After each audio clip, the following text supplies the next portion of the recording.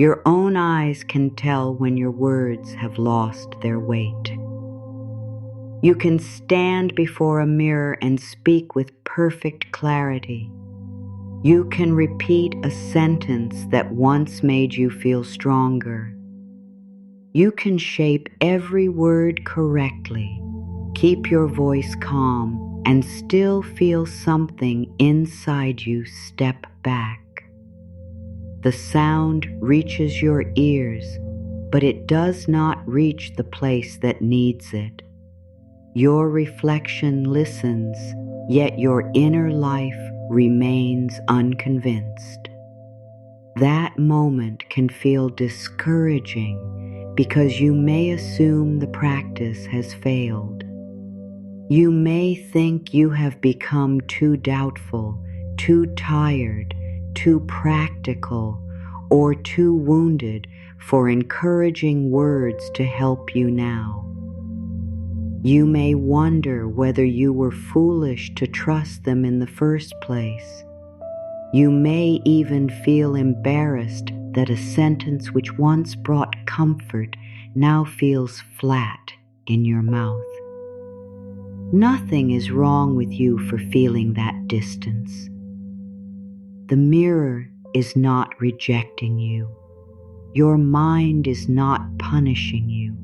Your deeper self is not refusing change. It is asking for honesty. A kind sentence spoken while you are disconnected from it can sound like a performance. A kind sentence spoken with enough truth to meet your present condition can become a point of contact. The difference is not volume. It is not perfect confidence. It is not the number of times you repeat the words. The difference is whether some part of you can stand beside what you are saying without having to deny what you have lived. You do not rebuild trust with yourself by overpowering your resistance. You rebuild it by listening to what the resistance is protecting. When your own eyes are the audience, there is nowhere to hide the strain. You can feel the instant a phrase asks you to pretend. You can see the small tightening around your mouth. You can hear the slight hurry in your voice. You can sense the part of you that wants to finish quickly because staying present would expose the gap between the sentence and your current experience. That gap is not proof that the practice no longer works. It is information. It shows you where the old pattern still carries authority. It shows you which words are too far ahead of your nervous system, which claims feel unsupported, and which hopes have been pushed so hard that they now sound like demands. It also shows you where compassion is needed before confidence can return. Many people try to repair this moment by adding more force. They speak louder. They repeat the phrase longer. They search for stronger language. They look for a statement so powerful that it will silence every doubt at once. Yet force can make the inner distance wider. The more you insist on something your present self cannot accept, the more your mind may produce evidence against it. You say you are completely secure, and your attention runs to the unpaid bill. You say you always make perfect choices, and your memory brings back the decision you regret. You say you are fearless, and your body answers with a tight chest. You say you welcome support, and another part of you remembers all the times help came with conditions. This is not sabotage. It is the mind comparing a statement with the record it already holds. A mirror does not ask you to impress it, it asks you to be there. That is why one sentence you can honestly inhabit may serve you more deeply than 100 sentences you race through. It may not sound dramatic, it may not create a sudden rush, it may not erase concern, it may do something quieter and more useful. It may stop the argument inside you. The work begins there. You may already recognize the ways this inner argument appears around practical matters.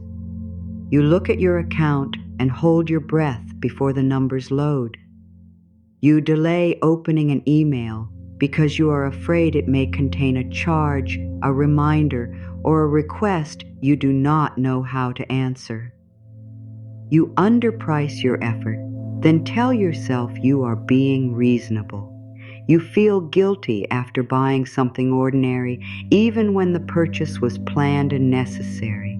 You postpone rest, pleasure, repairs, and care because some inner rule says life can begin only after everything is settled. You may tell yourself that you will feel safe when the balance is higher, when the debt is lower, when the next payment arrives, when the household is calmer, when the work becomes steadier, or when no one needs anything from you. The finish line keeps moving because the deeper issue is not only the number, it is the meaning attached to the number. A small expense can feel like danger. A request for fair payment can feel like selfishness. Accepting help can feel like weakness. Having more than someone you love can feel like betrayal. Wanting ease can feel like laziness. Planning for yourself can feel like neglecting others. These reactions may be so familiar that you call them responsibility. Some of them may contain responsible instincts. Careful planning matters, paying attention matters, living within real limits matters. The key difficulty begins when care is mixed with fear so completely that you cannot tell where wisdom ends and punishment begins. You may check the same figures several times because the act of checking gives you a brief sense of control. You may avoid checking at all because the figures feel like a verdict on your character. You may swing between strict restraint and exhausted spending, using one to recover from the other. You may promise yourself a new beginning, create a perfect plan, then abandon it after one difficult day because the plan was built on shame rather than support. You may work hard and still feel uncomfortable naming what your work is worth. You may soften every request before you make it. You may over-explain your rate. You may add extra labor without being asked.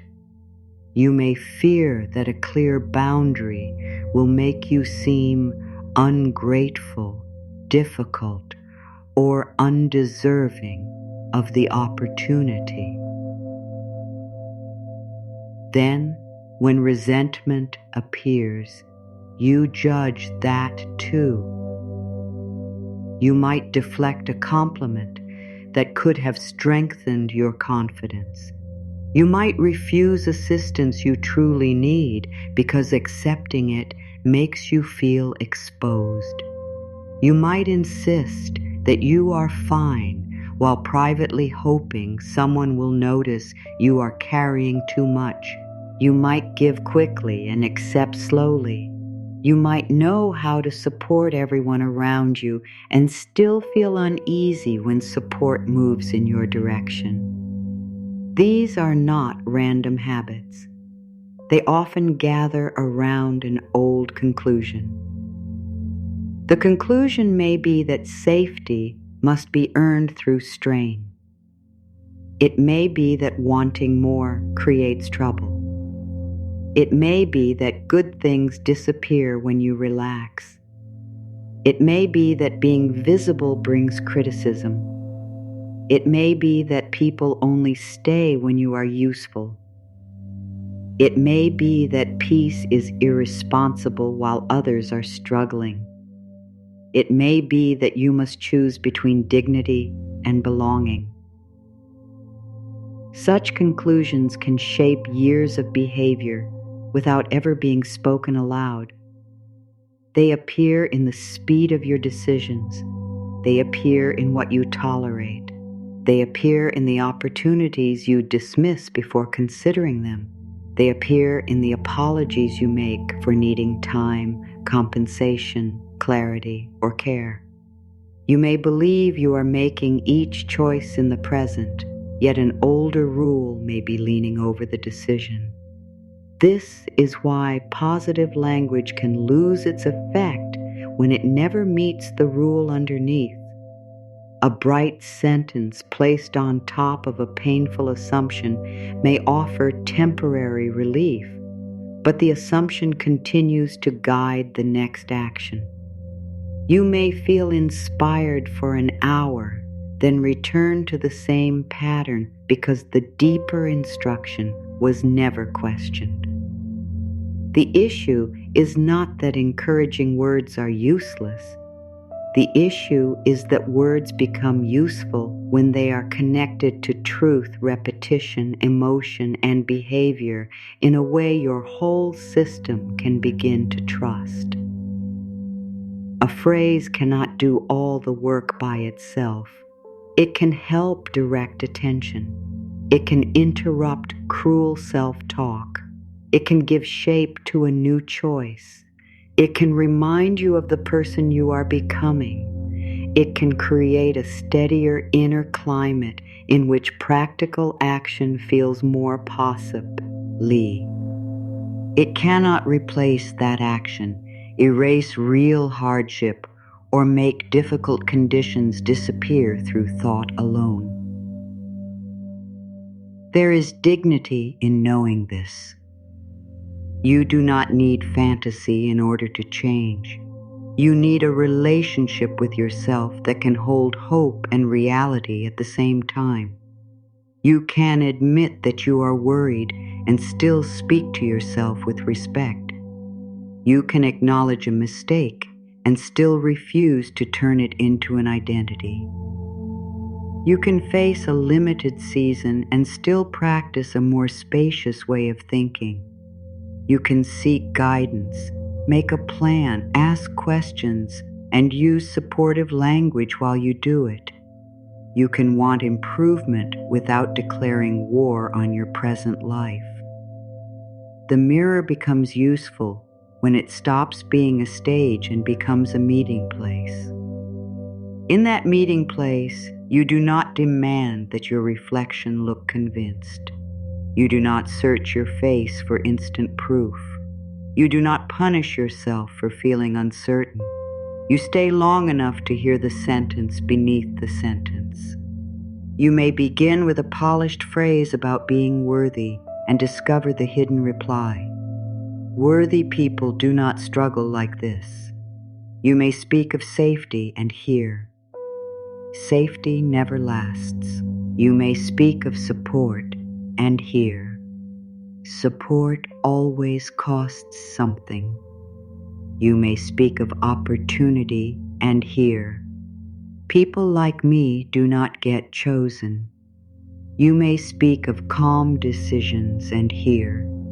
If I stop worrying, everything will fall apart. These replies can sound harsh, but they are often attempts at protection. They were formed to help you predict pain. They learned to stay alert so you would not be surprised. They learned to expect less so disappointment would hurt less. They learned to refuse before you could be refused. They learned to work beyond exhaustion because usefulness seemed safer than need. A protective pattern can become limiting without becoming evil. You do not have to hate it in order to outgrow it. You do not have to shame the younger part of you that formed it. You do not have to accuse your family, deny their hardship, or simplify their choices. You can understand how something began and still decide it will not lead every decision now. Many of the strongest ideas about earning, spending, asking, keeping, and deserving are learned before you have words for them. They enter through tone. They enter through silence. They enter through the way adults react when a bill arrives. They enter through arguments behind a closed door. They enter through jokes about people who have more. They enter through praise given only for sacrifice. They enter through the relief on a caregiver's face when no one asks for anything. A child watches all of this closely. A child may learn that needs create tension. A child may learn that asking makes adults tired. A child may learn that having less keeps the family loyal. A child may learn that success invites envy. A child may learn that comfort must be defended. A child may learn that mistakes are expensive in every sense. No one has to sit you down and teach these lessons directly. You absorb he atmosphere. You connect events. You form explanations with the understanding available to you. Then those explanations become rules. The rules may remain even after the original conditions change. You grow older, you gain skills, you become capable, you make new choices, you may earn more, know more, and carry greater responsibility. Still, the old rule may speak with the authority of something unquestionable because it was learned before you knew how to question it. This is one reason you can understand a new idea intellectually and still struggle to live it. Your conscious mind says, I know I should ask for fair compensation. The older rule says, asking risks rejection. Your conscious mind says, I know rest helps me think clearly. The older rule says, rest makes me vulnerable. Your conscious mind says, I know one purchase does not define me. The older rule says, any mistake proves I cannot be trusted. Your conscious mind says, I know help can be healthy. The older rule says, dependence leads to disappointment. The conflict can make you tired. It can make you think you lack discipline. It can make you collect more techniques when what you need is a safer way to approach the rule itself. You are not weak because an early lesson still affects you. You are not failing because insight has not yet become instinct. You are not dishonest because the new words feel unfamiliar. Familiarity is not the same as truth. It is only evidence of repetition. An old statement can feel more real because you have rehearsed it through thought, emotion, and behavior for many years. A new statement may feel thin because it has not yet been connected to enough lived experience. This does not mean the new direction is false. It means your mind is still learning how to recognize it. You help that learning by making the new language believable enough to practice. Not perfect, not grand, not absolute, believable. A sentence that leaves room for growth can reach places that a sweeping declaration cannot. A sentence that respects the present can lead you forward without asking you to abandon yourself. A sentence that points toward choice can become stronger each time you act in agreement with it. This is where many practices are restarted. Not by finding more dazzling words, not by forcing certainty, not by pretending that concern has vanished. They restart when your language becomes a partner to your life. You may have been using affirmations as a test. You speak them, then immediately examine your circumstances to see whether they worked. You look for a change in mood, a new opportunity, a sudden answer, or some visible sign that the practice is valid. When nothing obvious happens, you feel disappointed. You may repeat the words with greater urgency or stop altogether. A test creates pressure. A relationship creates continuity. When you treat supportive language as a relationship, you return to it because it helps you meet yourself more honestly. You use it to guide attention, not control the world. You let it influence the quality of your next decision. You let it soften the way you respond to a setback. You let it remind you to ask a clearer question, review a plan without self-attack, or take one practical step you have been avoiding. The evidence becomes more grounded. You spoke to yourself with respect after seeing a difficult number. You asked for information instead of disappearing. You corrected an error without calling yourself a failure. You waited before agreeing to terms that did not feel right. You accepted useful help without turning it into a debt of shame.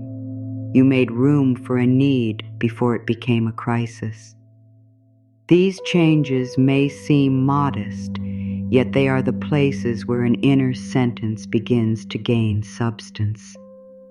The mind trusts what is repeated, but it also trusts what is demonstrated. When your words say you are learning to make calmer choices, and you pause long enough to review one choice, the sentence gains support. When your words say your effort deserves respect and you stop giving away work that should be discussed, the sentence gains support. When your words say you can face reality without losing your dignity, and you open the document you have avoided, the sentence gains support. You are teaching through alignment. This is slower than a promise of instant transformation. It is also more stable. There may be days when the mirror still feels difficult. Your face may show fatigue. Your voice may shake. The old reply may arrive before the new words are finished. None of that erases the work. Your task is not to perform certainty. Your task is to practice a truer relationship with uncertainty. You can say, I do not know exactly how this will unfold, and I can still meet this day with care. You can say, I am not where I want to be, and I am learning not to abandon myself here. You can say, I have repeated old patterns, and I can understand them without continuing all of them. You can say, I feel resistance, and I am willing to hear what it needs before I choose my next words. Such sentences do not flatter you. They accompany you. They make room for the part that is afraid and the part that is ready. They do not ask one part to defeat the other. They help both parts move toward a more adult form of safety. This matters because some of your resistance may be protecting real concerns. If you are under serious pressure, encouragement alone is not enough. You may need practical support, a clear budget, accurate information, community resources, or guidance from a qualified professional. Supportive statements can help your mindset while you take those steps, but they are not financial advice, and they should never be used to deny the conditions you are facing. Respecting reality does not weaken your inner work. It makes the work trustworthy. A person who is rebuilding needs both compassion and structure. You need language that does not humiliate you and actions that do not abandon he facts. You need room to believe change is possible and permission to seek knowledgeable help when the situation calls for it. There is no spiritual prize for facing everything alone. There is no moral victory in staying confused when sound guidance is available. There is no failure in admitting that a problem requires more than a sentence. A healthy practice supports the person who makes the call, asks the question, reviews the options, sets the boundary, learns the skill, or begins again after a mistake. It does not ask you to imagine that the call has already been made. It does not ask you to declare that the problem is gone. It helps you become more able to meet what is here. That is a far more respectful use of your words. The mirror can witness this kind of honesty without flinching. It can witness the day you admit you have been afraid to look. It can witness the day you stop mocking yourself for not knowing. It can witness the day you speak a smaller sentence and mean it. It can witness the day you choose dignity before certainty. Your reflection does not need to become radiant for the moment to matter. Your shoulders do not need to drop immediately. You do not need to feel inspired. You only need enough presence to stop speaking against yourself. This is the first repair. Before confidence returns, hostility can end. Before trust feels strong, contempt can end. Before a new pattern becomes natural, punishment can end. You may still feel concern. You may still have work to do. You may still wish circumstances were different. Ending the inner attack does not mean becoming passive. It means refusing to waste strength on a war that leaves you less able to act. The voice you use with yourself affects what you can face. A cruel voice narrows attention. It makes every error feel dangerous. It encourages hiding, delay, defensiveness, and all or nothing decisions. A steady voice creates room. It helps you gather facts. It helps you recover after disappointment. It helps you separate one result from your entire identity. It helps you remain present long enough to make a wiser choice. This is how inner language begins to influence the outer pattern without pretending to control outcomes. It changes the person who is meeting the outcome. You are not trying to become someone who never feels fear. You are becoming someone who can hear fear without giving it every instruction. You are not trying to become someone who always feels worthy. You are becoming someone who does not use one hard day as proof of unworthiness. You are not trying to become someone who never makes an error.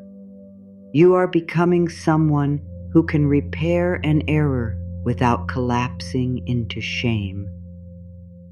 These are credible changes. Your deeper mind can learn them because life can demonstrate them. Each time you respond differently, even in a small way, you offer new evidence. Each time you choose clear information over avoidance, a new path becomes available.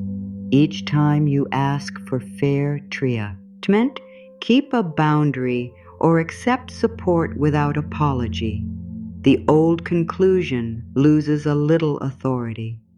No single moment has to carry the whole transformation. This is important to remember when you have been disappointed by practices that promise too much. You may have expected a sentence to change your feelings at once. You may have expected repetition to create certainty. You may have expected a shift in language to produce an immediate shift in circumstances. When that did not happen, you blamed yourself. You do not need to carry that blame forward. The practice can become more honest now. It can become slower where it needs to be slower. It can become specific where it used to be vague. It can become connected to action where it used to float above your life. It can become kind without becoming naive. It can help you build a voice that you believe because that voice tells the truth with care. Your own eyes are still listening. They have seen every attempt to be stronger than you felt. They have seen every moment you swallowed a need. They have seen the days you made progress and dismissed it because it did not look dramatic. They have seen how often you kept going while telling yourself it was not enough. Now they can witness something different, not a performance, not a promise you must force, a beginning you can stand beside. The words that shaped you were not always spoken as instructions. Sometimes they arrived as a change in the room. An envelope was opened and the air became tense. A request was made and someone sighed. A small accident happened and the response felt larger than the event. Someone wanted something ordinary, and another person answered as though the wanting itself were a problem. You learned from those moments before you could explain what you were learning. You watched faces, you listened to tone, you sensed which subjects made adults impatient, frightened, or ashamed. You began adjusting yourself around the atmosphere. You may have learned to ask for less. You may have learned to wait until the right moment, then discovered that the right moment never seemed to come. You may have learned to hide disappointment so no one would feel guilty. You may have learned to be useful before expressing a need. You may have learned to call deprivation maturity. These responses made sense in the conditions where they formed. A child has limited power over the circumstances around them. Adapting can feel like the safest available choice. If being easy reduced conflict, you became easy. If staying quiet protected someone you loved, you became quiet. If achievement brought relief into the home, you tried to achieve. If mistakes created tension, you tried to become impossible to criticize. The adult version of you may still be following those early conclusions. You might hesitate before asking a reasonable question because your body remembers that questions once created strain. You might feel uneasy when someone offers something without demand, in repayment because support used to come with an unspoken price. You might become suspicious when life grows calmer because calm was once the brief space before another difficulty. Your reaction can seem unrelated to the present moment, yet the present moment may be touching an old instruction. This is why knowing better does not always produce an immediate change.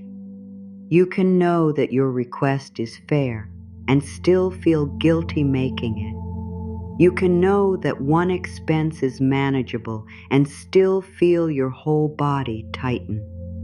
You can know that another person's success does not diminish you and still feel something painful rise. You can know that rest is useful and still struggle to sit down. Knowledge matters, but an early conclusion is often held in more than thought. It has been practiced through posture, expectation, decision, and repetition. It has influenced what you look for and what you overlook. It has shaped what feels normal. Normal can be uncomfortable and still feel safer than unfamiliar peace. A familiar struggle may seem easier to predict than a new kind of stability. You understand the rules of struggle. You know how to prepare for disappointment, how to tighten your plans, how to expect less, and how to keep functioning while worried. A calmer way of living may ask you to use capacities that have not been exercised as often. You may need to trust your judgment. You may need to say no before resentment builds. You may need to name your terms without apology. You may need to accept that someone could misunderstand you and survive that discomfort. You may need to keep something for your own future instead of using everything to prove your love in the present. These changes can feel more threatening than the old habits because the old habits once protected belonging. This deserves compassion. You do not remove an early rule by insulting the person who learned it. You do not create safety by calling your past self foolish.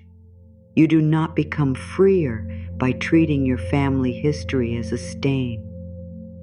You can look clearly without blaming. The people who raised you may have been responding to pressures of their own. They may have learned the same fear from those who came before them. They may have lived through instability, loss, displacement, debt, illness, or work that demanded too much and returned too little. They may have believed that vigilance was love because vigilance helped them survive. Understanding this does not require you to continue every lesson. Compassion can include a boundary. You can honor what someone endured without turning their survival strategy into your permanent identity. You can appreciate sacrifice without making sacrifice your only proof of goodness. You can love people who feared change and still choose change. You can belong without repeating every limit. This is a mature form of loyalty. It does not reject your history. It refuses to let pain be the only inheritance you preserve. Some ideas were passed to you direct, like, you may have heard that people with plenty must have taken advantage of someone. You may have heard that wanting comfort makes a person shallow. You may have heard that a stable life is for other families, other places, or people with better connections. You may have heard that asking for more leads to losing what you already have. Other ideas were carried through behavior. You watched someone refuse help and later complain that no one cared. You watched someone work beyond exhaustion, then criticize people who rested. You watched generosity become an obligation rather than a choice. You watched every purchase defended, every pleasure explained, and every mistake treated as a lasting mark. You may have absorbed a contradiction. You were encouraged to succeed, but warned not to outgrow the people around you. You were told to be confident, but punished when your confidence became visible. You were told to plan ahead, but discouraged from speaking about larger possibilities. You were told to be grateful, but gratitude was confused with accepting less than was fair. Contradictory messages create divided behavior. One part of you reaches forward, another part pulls back. One part wants to charge fairly. Another part imagines being judged. One part wants to save. Another part feels compelled to rescue everyone before caring for the future. One part wants to believe that life can become steadier. Another part fears that hope itself will attract disappointment. The conflict can make progress appear inconsistent. You move forward, then undo the movement. You create a plan, then abandon it. You accept an opportunity, then make yourself smaller inside it. You begin to build confidence, then search for reasons you should not trust it. This does not mean you lack commitment. It may mean two old forms of protection are competing. One tries to protect you from hardship by encouraging growth. The other tries to protect you from rejection by keeping you familiar. Both claim to care about your safety. Your work is not to crush one voice. It is to become the adult who can decide which guidance fits the life before you now. That adult part of you can examine evidence. It can ask whether a fear belongs to the present or to an earlier season. It can consider consequences without turning them into catastrophe. It can seek qualified advice when the facts are unclear. It can make adjustments without using shame as motivation. It can recognize that caution and fear are not identical. Healthy caution gathers information. Fear often repeats a conclusion before the information arrives. Healthy caution helps you prepare. Fear may keep you preparing forever, so you never have to act. Healthy caution respects limits. Fear may turn every limit into a permanent identity. You are learning to tell the difference. This is one reason your inner statements need to be precise. A broad declaration may activate every contradiction at once. A grounded sentence can address the actual point of conceit. If you tell yourself that everything is perfect, your mind may reject the obvious mismatch. If you tell yourself that you are learning to meet today with greater steadiness, the sentence has somewhere to stand. If you insist that you never worry, your body may answer with immediate proof that you do. If you say that worry no longer has to make every decision, your experience can begin to cooperate. If you declare that you have mastered every part of your life, the statement may create distance. If you say that you can learn, ask, revise, and move forward with dignity, the words can guide behavior. The goal is not weaker language. The goal is language with integrity. Integrity means that the sentence respects where you are while pointing toward what you are practicing. It does not trap you in the past. It does not deny the present. It creates enough room for movement. Your deeper mind listens for congruence. It compares words with expectations, memories, and action. When these are sharply divided, repetition can become noise. When they begin to align, even a modest statement can gain authority. This is not because a sentence controls events. It is because your inner language affects how you interpret events and what you do next. The ideas you carry influence attention. When you expect rejection, you may detect every sign of hesitation and miss signs of openness. A delayed reply can feel like refusal. A neutral expression can look like disapproval. A question can sound like criticism. You may withdraw before the other person has made a decision.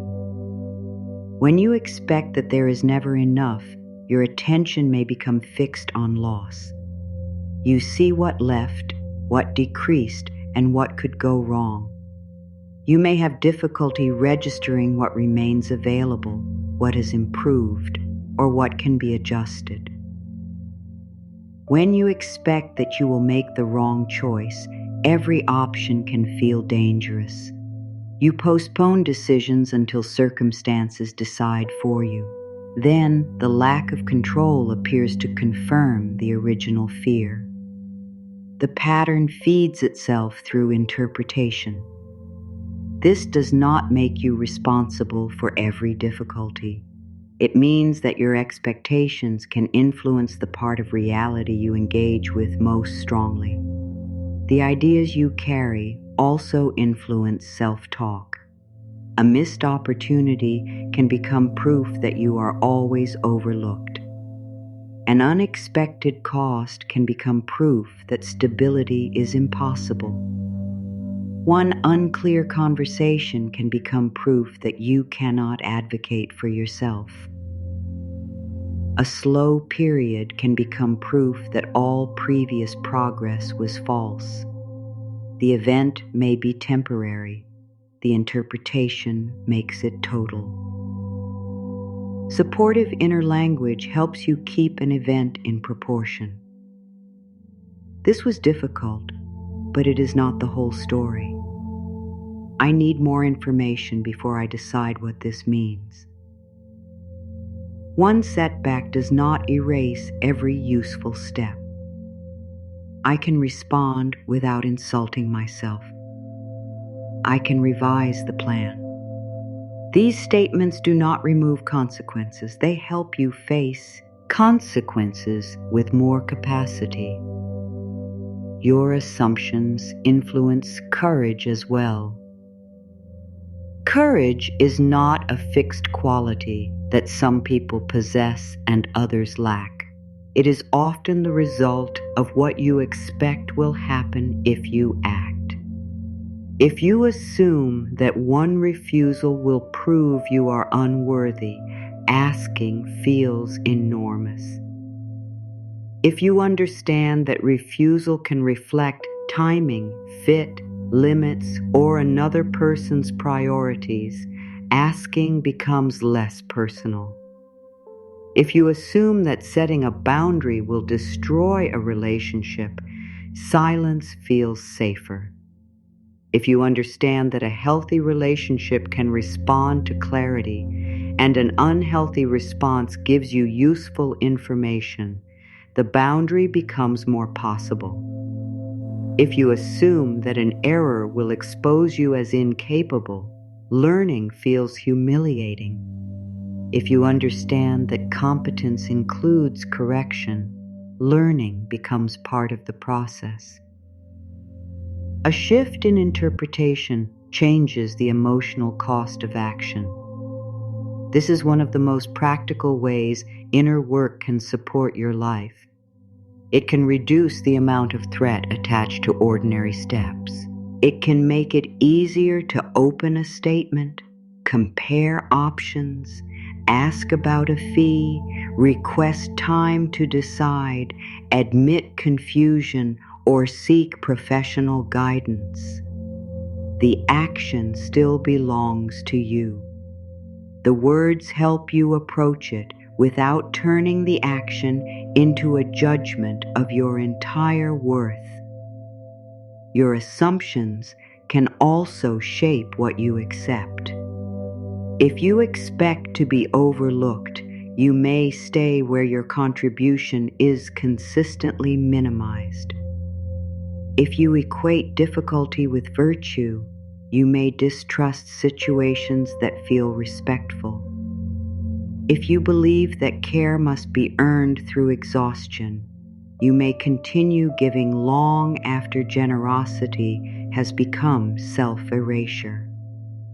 If you believe that conflict means you have done something wrong, you may agree to terms that do not honor you. A new internal statement can help interrupt these automatic agreements. It can remind you that discomfort does not always signal danger. Sometimes discomfort means you are using a new boundary. Sometimes it means you are letting another person carry their own reaction. Sometimes it means you are no longer solving every problem before anyone else feels it. Sometimes it means you are asking to be considered. The old pattern may call this selfish. A steadier view may call it participation. You are part of every arrangement you enter. Your time is part of the discussion. Your limits are part of the discussion. Your future is part of the discussion. Your well-being does not become irrelevant because someone else has a need. This does not require harshness. Clear language can remain warm. A boundary can remain respectful. A refusal can remain compassionate. A request can remain dignified. Your growth does not need to resemble aggression in order to be real. The belief that only extreme behavior produces change can create another cycle. You tolerate too much, then react sharply. You stay silent, and then speak from accumulated anger.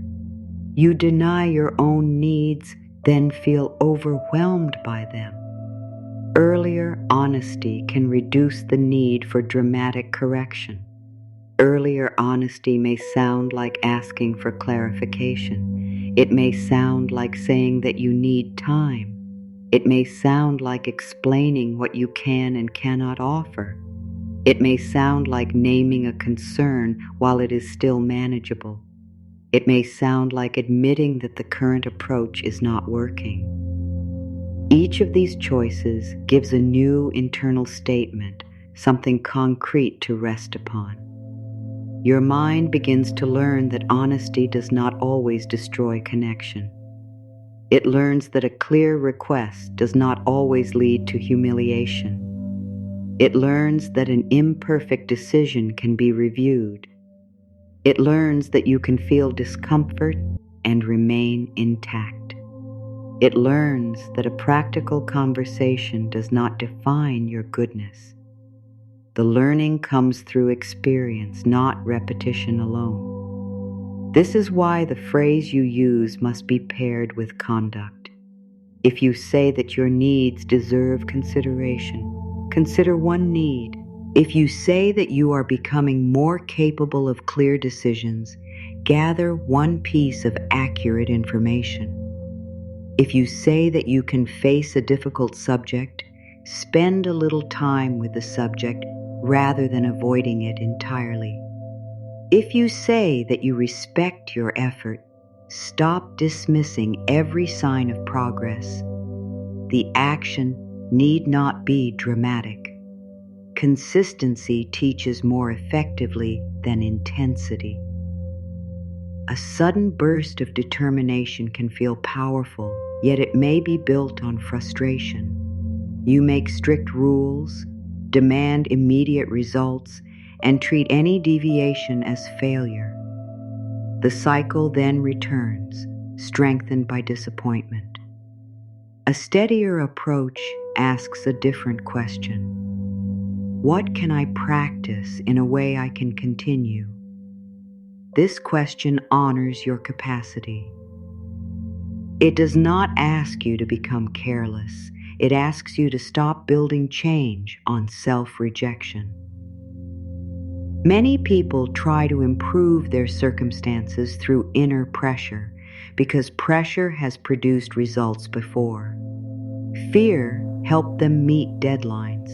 Shame pushed them to work harder. Comparison made them prove themselves. Crisis created focus.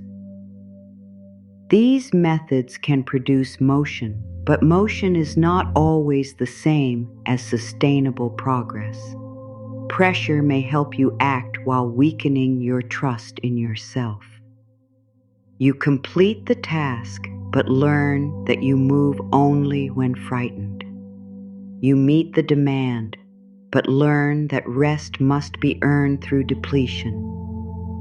You solve the problem, but learn that panic is necessary for competence.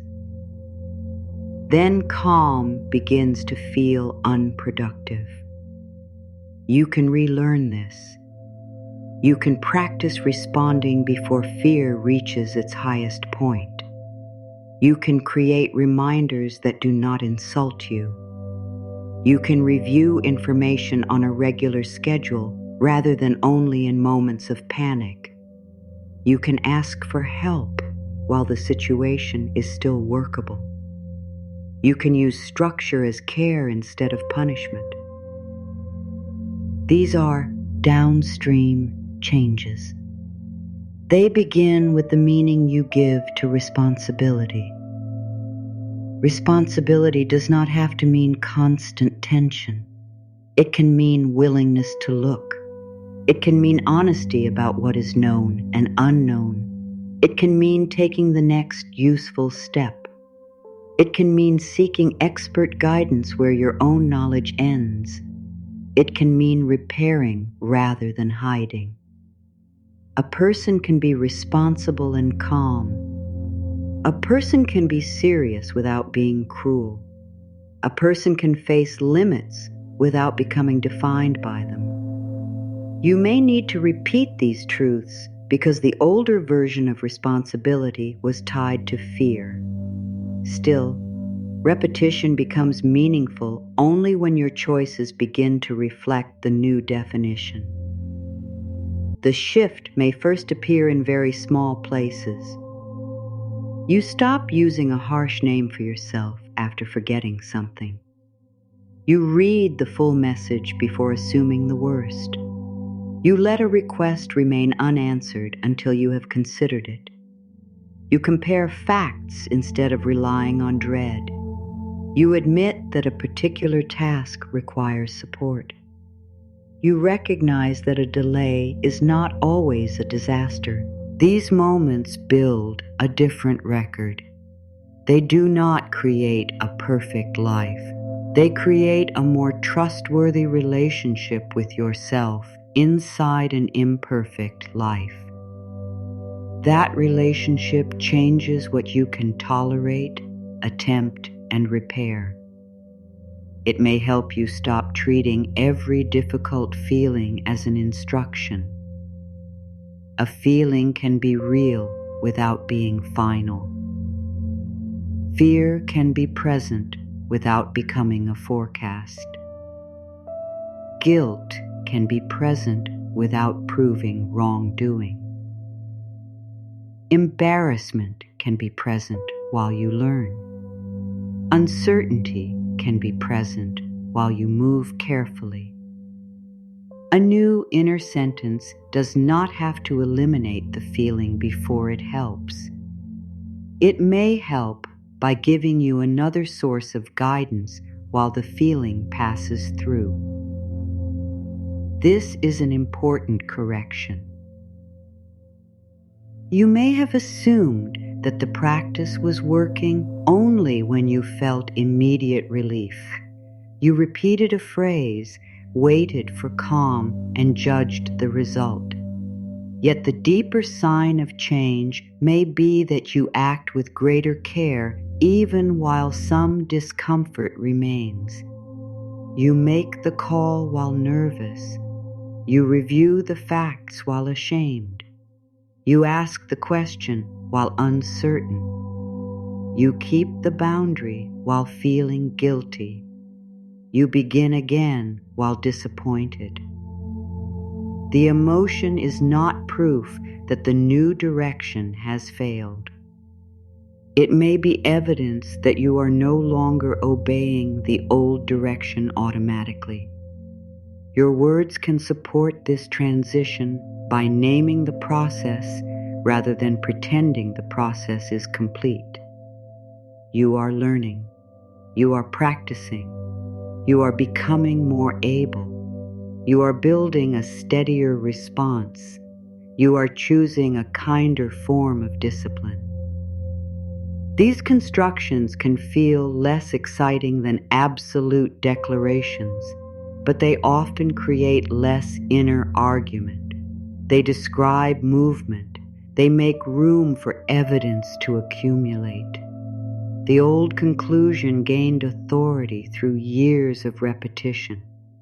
It was reinforced every time you interpreted an event through it. It was reinforced every time you acted as though it were unquestionably true. It was reinforced every time you avoided an experience that might have challenged it. The new conclusion also needs repetition, interpretation, and conduct. It needs to be spoken in moments that matter. It needs to help you understand events in a more balanced way. It needs to guide at least some of your choices. Then it begins to feel less like borrowed language and more like lived knowledge. This is how a sentence regains weight. You do not make it heavier by saying it with strain. You give it weight through honesty. You give it weight through use. You give it weight through the way you return after a difficult day. Returning matters because old patterns often use inconsistency as evidence against you. You miss one day of practice and conclude that you never follow through. You make one reactive choice and conclude that nothing has changed. You feel fear again and decide that all previous effort was false. This all-or-nothing judgment protects the old rule. It sets a standard that no human process can meet. Real change includes interruption, return, revision, and relearning. You will not respond perfectly every time. You will sometimes realize the old pattern only after it has shaped a choice. You may speak to yourself harshly before remembering the tone you want to practice. You may agree too quickly, then need to correct the agreement. The correction is part of the new pattern. Returning is part of the new pattern. Repair is evidence too. You are not required to prove that the past no longer affects you. You are learning that the past no longer decides everything. There is a meaningful difference. One demand creates pressure to erase history. The other recognizes your growing authority. That authority can be quiet. It may not announce itself with certainty. It may appear as a longer pause before an automatic response. It may appear as a new question. It may appear as a refusal to turn one challenge into a prophecy. You begin to see that the old sentence was not a law. It was an impression. Long ago, while the surface of your understanding was still soft, someone may have marked a year into it. The year may not have been spoken aloud. It may have been the season when work disappeared. The year an argument changed the atmosphere of the home. The year a move, a loss, or a long period of strain taught everyone to expect less. The year you understood that certain needs should remain hidden. A finger pressed the date into wet cement while the path was still forming. No one may have intended the mark to last. The person who made it may have been frightened.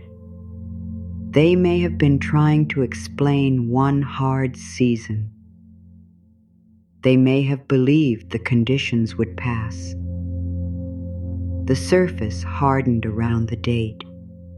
Then every day the path carried the same inscription. You walked over it when you made decisions. You crossed it when you thought about asking. You stepped across it when you imagined a more stable future.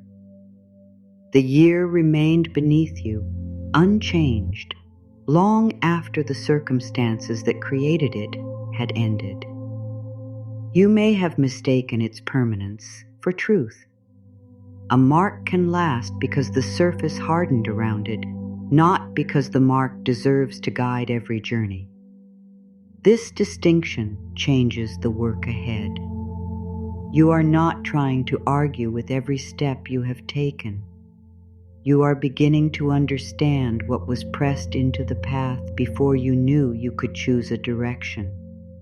The date is part of your history. It does not have to become the date of every future day. Once a date has hardened into a path, you stop asking who placed it there. You walk across it as though it has always belonged.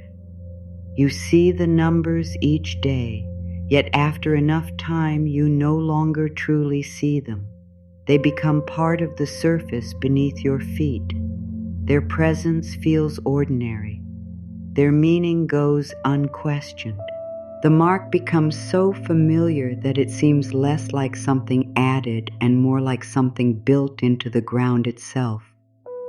This is how an old conclusion can live inside you. It may have begun in one season, under one set of pressures, among people doing the best they knew how to do. Yet the conclusion remained after the season changed. It was carried forward through repetition until you forgot that it had a beginning. The date in the path may say that security never lasts. It may say that every gain will be followed by loss. It may say that asking creates conflict. It may say that ease must be paid for with guilt. It may say that your needs should remain smaller than everyone else's. You may cross this date without words. It appears as tension before a decision. It appears as a quick refusal of an opportunity. It appears as the urge to apologize before naming what you need. It appears as the impulse to reduce your expectations before anyone else can reduce them for you. The mark does not have to speak loudly because it has become part of the route. When a thought has been repeated for years, it may seem like an observation rather than an instruction. You tell yourself that you are only being realistic. You say that you know how life works. You insist that you are preparing for what always happens. Yet what always happens may be partly shaped by the road you keep choosing. You may avoid asking, then experience less support. You may expect rejection, then speak with such hesitation that your request becomes unclear. You may assume your effort will not be valued, then accept arrangements that reflect that assumption. You may fear making a mistake, then delay until your choice is narrow. None of this means you caused every hard outcome. Life contains conditions no personal practice can control. Other people make their own decisions. Systems can be unfair. Opportunities are not distributed equally. Illness, loss, instability, and unexpected costs are real. Still, within the part that belongs to you, the old date can influence which direction feels available. It can make a narrow route feel responsible. It can make self-denial feel safe. It can make chronic tension feel like proof that you care. It can make a calmer choice seem reckless because calm was not present when the mark was formed. The path remembers the pressure of the finger. Your body may remember the pressure of the season. It remembers the face you saw when something cost too much. It remembers the silence after someone asked for help. It remembers how quickly peace disappeared when practical strain entered the room. It remembers which desires were welcomed and which were treated as burdens. These memories may not appear as clear scenes. They may live as reactions. Your shoulders tighten. Your voice becomes smaller. Your thoughts move quickly toward the worst outcome. You prepare to defend yourself before anyone has accused you. This is the old date underfoot. You cannot remove it by pretending it was never placed there. You cannot shame the path into becoming new. You cannot strike the surface with harsher words and expect it to soften.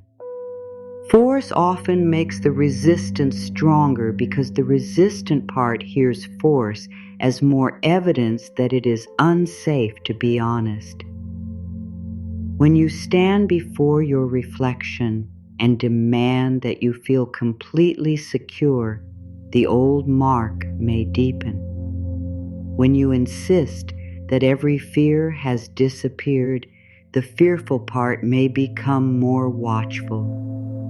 When you repeat a statement with the hidden message that your present condition is unacceptable, the practice carries rejection inside it.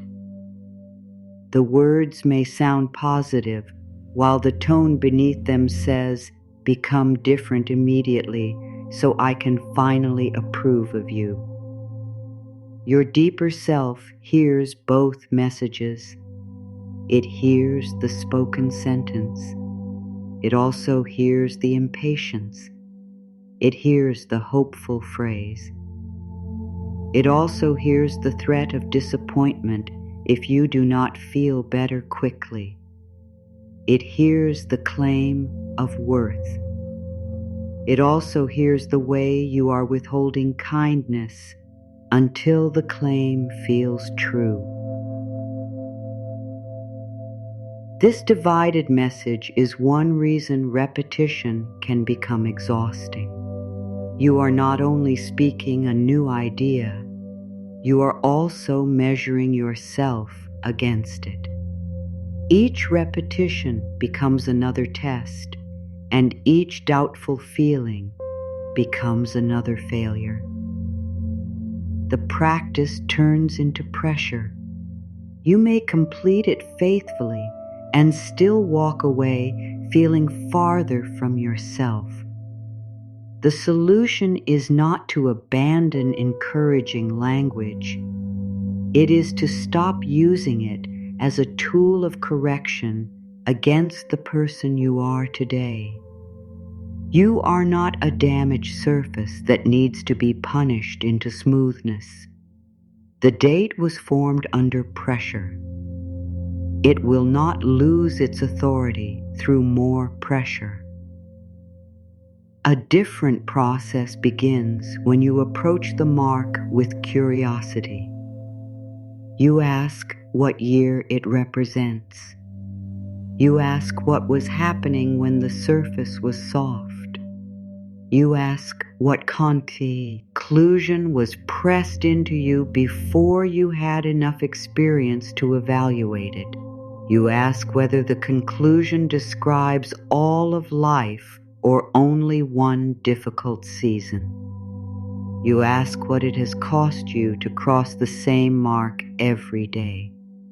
These questions are not accusations. They are a careful reading of the path. You may realize that the date belongs to a year when the adults around you were overwhelmed. Their fear became the explanation you carried forward. You may realize that one person's mistrust became your expectation of everyone. You may realize that a temporary shortage became a permanent rule against comfort. The mark recorded a moment. Your mind turned the moment into a forecast. This was understandable.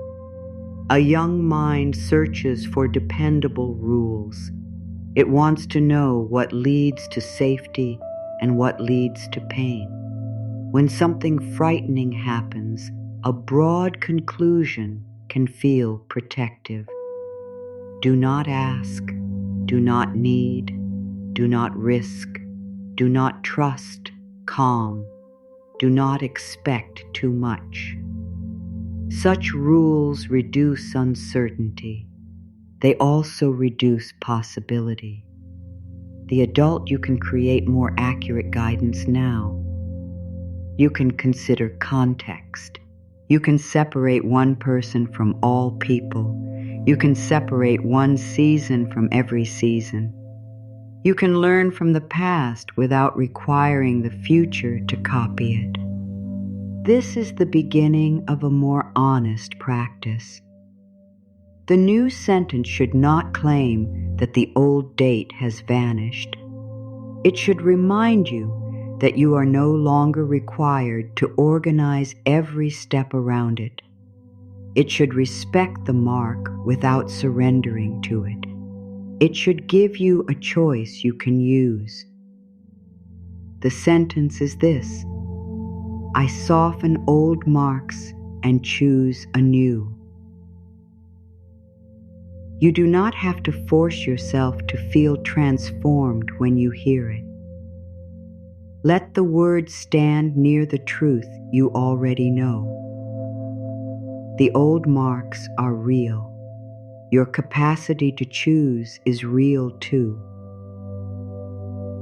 I soften old marks and choose anew. You may feel resistance to the word soften. The path seems hard. The reaction seems automatic. The history seems fixed. Softening does not mean erasing what happened. It means loosening the rule that says the past must be repeated without examination. You are not required to remove every trace before making a different decision.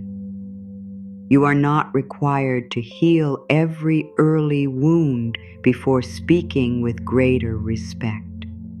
You are not required to feel completely free before taking one freer step. With that understanding, hear the sentence once more. I soften old marks and choose anew. The sentence does not promise that every circumstance will change. It does not promise an effortless future. It does not claim that thought alone creates results. It names a practice. You soften the authority of an old conclusion. You examine what it asks you to do. You decide whether that instruction still serves you. You choose again where a choice is available. This is enough for the words to begin carrying weight.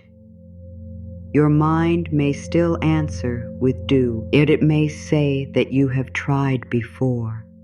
It may remind you of every return to the old pattern.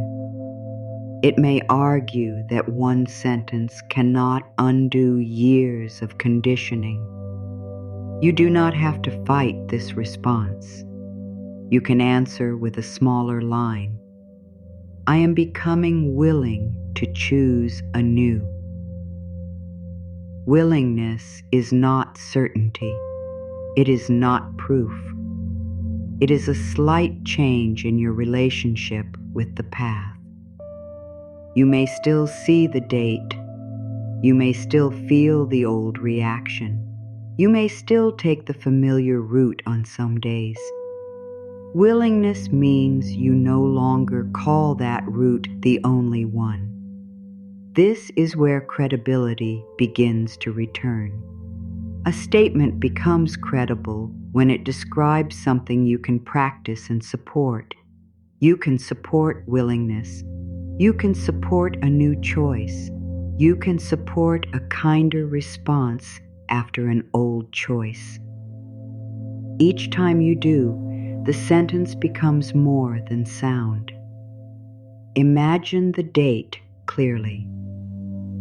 The numbers were drawn while the cement was wet. The finger moved through the soft gray surface. Fine ridges gathered at the edges of each line. A little moisture reflected the light. The mark looked temporary because everything around it was still unfinished. Then the surface changed. The softness left. The gray deepened. The ridges became firm. Dust settled into the grooves. Rain crossed them. Shoes passed over them. Years moved on while the numbers remained. The date did not stay because someone rewrote it every morning. It stayed because the path formed around it. Your old conclusion can feel permanent for the same reason. Your routines, reactions, and interpretations formed around it. Each one made the next one easier to repeat. Over time, the structure began to support the mark. That is why speaking against it without changing anything around it may feel ineffective. You say that your time matters, then continue agreeing before checking your capacity. You say that you can handle practical truth, then avoid the information that would help you decide. You say that support is safe, then reject every offer before considering its terms. You say that mistakes are part of learning, then attack yourself for one imperfect choice. The sentence and the structure disagree. Your task is not to change everything at once.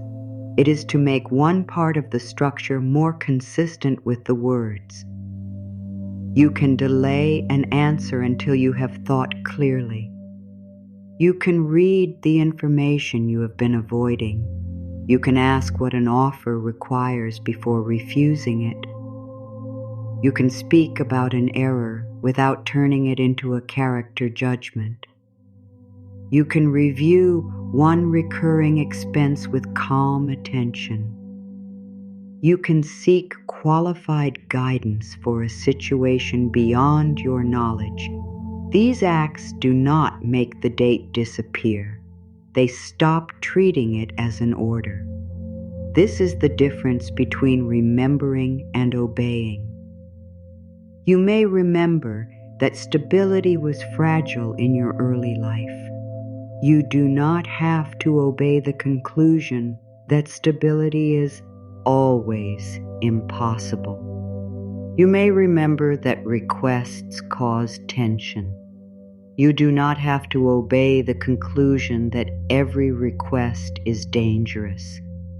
You may remember that someone misused trust. You do not have to obey the conclusion that no support can be safe. You may remember that mistakes carried heavy consequences. You do not have to obey the conclusion that perfection is the price of dignity. The history remains true. The rule becomes open to review. This review can feel uncomfortable because the old mark was tied to belonging. Changing your response may seem like questioning the people who taught it to you. You may feel disloyal when you choose ease where they knew strain. You may feel guilty when you set a limit they could not set. You may feel exposed when you speak with confidence they were never encouraged to show. You can carry love forward without carrying every restriction. You can respect the path they walked without pressing the same date into every path that follows. Their hardship does not require your continued hardship as proof of devotion. Their sacrifices can be honored through your wisdom, not repeated through your suffering. You can use what they taught you about endurance while releasing what they taught you about fear. You can keep the care. You can question the rule. This distinction can soften the guilt that appears when you begin choosing differently. The old pattern may say, "Who are you to live with more steadiness?" A truer response is, "I am someone entrusted with what comes next." You are not betraying the past by learning from it. You are completing the lesson. The date teaches you what happened when the path was soft. It does not command you to recreate the same conditions. The person who marked it could not know every foot that would cross it. They could not know how long the numbers would remain. They could not know that one day you would stop, look down, and recognize that you had been orienting yourself around a year that had already ended. Recognition is powerful, but it is not the final step. You must also decide what the date means now. It can mean that pain is permanent, or it can mean that pressure leaves marks, and marks deserve understanding. It can mean that your future is fixed, Or it can mean that you have found the place where a repeated reaction began. It can mean that the path controls you. Or it can mean that you are finally reading the path consciously.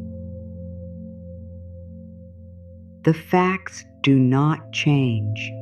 Your relationship with them does. This is one way a new sentence works. It helps reorganize meaning. It does not rewrite history. It gives history a more accurate role. The old year becomes a source of information rather than a lifelong instruction. When you repeat, "I soften old marks and choose anew," you are not denying the hardened surface. You are declaring that awareness has entered the process. Awareness creates a pause. The pause creates room for evaluation. Evaluation creates the possibility of choice. Choice, repeated with care, creates a different pattern. The change may first appear in the moment after a familiar reaction. You agree too quickly and then recognize what happened. Instead of calling yourself hopeless, you ask whether the agreement can be revised. You avoid a document and later recognize the fear beneath the avoidance. Instead of using shame, you set a time to review it with support. You spend from emotion and later feel regret. Instead of declaring yourself incapable, you examine the condition that led to the choice and adjust what can be adjusted. The old date may have influenced the first response. It does not have to decide the second. Repair is a new choice. A revised answer is a new choice. Seeking accurate help is a new choice. Returning to respect is a new choice. Your progress should not be measured only by how rarely the old pattern appears. It can also be measured by how you respond when it does. Do you recognize it sooner? Do you reduce the self-attack? Do you recover with greater honesty? Do you take a useful step instead of disappearing? Do you separate one event from your entire identity? These are signs that the mark is losing authority. You may still cross it. You no longer kneel before it. This work asks for patience, but not passivity. Patience means you understand that a structure formed over years may require repeated, aligned experiences to change. Passivity would mean waiting for the sentence to act in your place. The sentence cannot make the call. It can support the part of you that makes it. The sentence cannot set the boundary. It can remind you why the boundary deserves consideration. The sentence cannot create knowledge you do not have. It can help you ask for knowledge without shame. The sentence cannot guarantee an outcome. It can help you meet the outcome with greater dignity. This is enough. It is practical. It is honest. It respects both inner work and real life. There will be moments when you want a stronger claim. You may want language that makes uncertainty disappear. You may want to feel lifted beyond every concern. Yet lasting trust is rarely built by asking yourself to accept what feels impossible. Trust grows when your words stop abandoning reality. You can say that a situation is difficult and that you are capable of seeking support. You can say that you feel afraid, and that fear does not have to decide the next step. You can say that you regret a choice and that correction remains available. You can say that the old mark is present and that today is not the year pressed into it. The last sentence may be especially important. Today is not that year. The path may carry its date. Your body may carry its memory. The people around you may still speak as if the old conditions remain. Today is not that year. You have knowledge you did not have then. You have language you did not have then. You have access to choices, resources, or forms of support that may not have been available then. Some limits remain real. Some conditions are still demanding. The present should not be romanticized. Even so, the present is not an exact copy of the past. You deserve to evaluate it as it is. When you fail to make this distinction, every current challenge can reactivate the full weight of the earlier season. A delayed payment feels like total collapse. A disagreement feels like the return of every past conflict. A necessary expense feels like evidence that nothing will ever become stable. The reaction belongs to more than the event. Naming this helps restore proportion. You can tell yourself this is difficult and it is not the whole year returning. You can gather the facts of this moment. You can identify what requires action. You can identify what is fear adding to the facts. You can decide which step belongs to you and which part requires qualified support. The new sentence can accompany that process. I soften old marks and choose anew, not because everything is easy, not because every concern is gone, because one old date no longer deserves every day. You do not have to wait until the path looks different before walking with greater awareness. The first change is in how you cross it. You look down, you read the numbers, you remember where they came from, you honor what was endured, you refuse to call the mark a prophecy. Then you lift your eyes and make the next decision from the day that is actually here. A new choice can feel wrong before it feels natural. This is especially true when the old date was tied to goodness. You may have learned that being a good person meant taking less. You may have learned that love meant giving first, giving more, and asking nothing in return. You may have learned that safety came from being undemanding. You may have learned that dignity meant carrying your difficulty quietly. When these ideas are pressed into the path early, a healthier choice can stir guilt even when the choice is wise. You ask for time to think, and guilt says you are being difficult. You protect your energy, and guilt says you are becoming selfish. You accept support, and guilt says you now owe more than was offered. You name fair terms, and guilt says you are forgetting where you came from. The guilt can be intense because it does not only question the decision, it questions your character. It tells you that the old pattern kept you kind. It tells you that changing it will make you cold. It tells you that caring for yourself will reduce your care for others. This is one of the strongest ways the old date protects itself. It confuses self-respect with harm.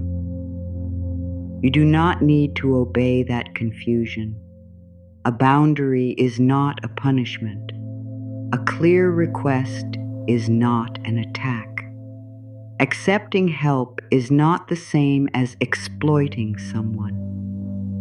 Keeping part of your time, effort, or resources for your own needs does not make you disloyal. You can remain generous without becoming endless, sly available.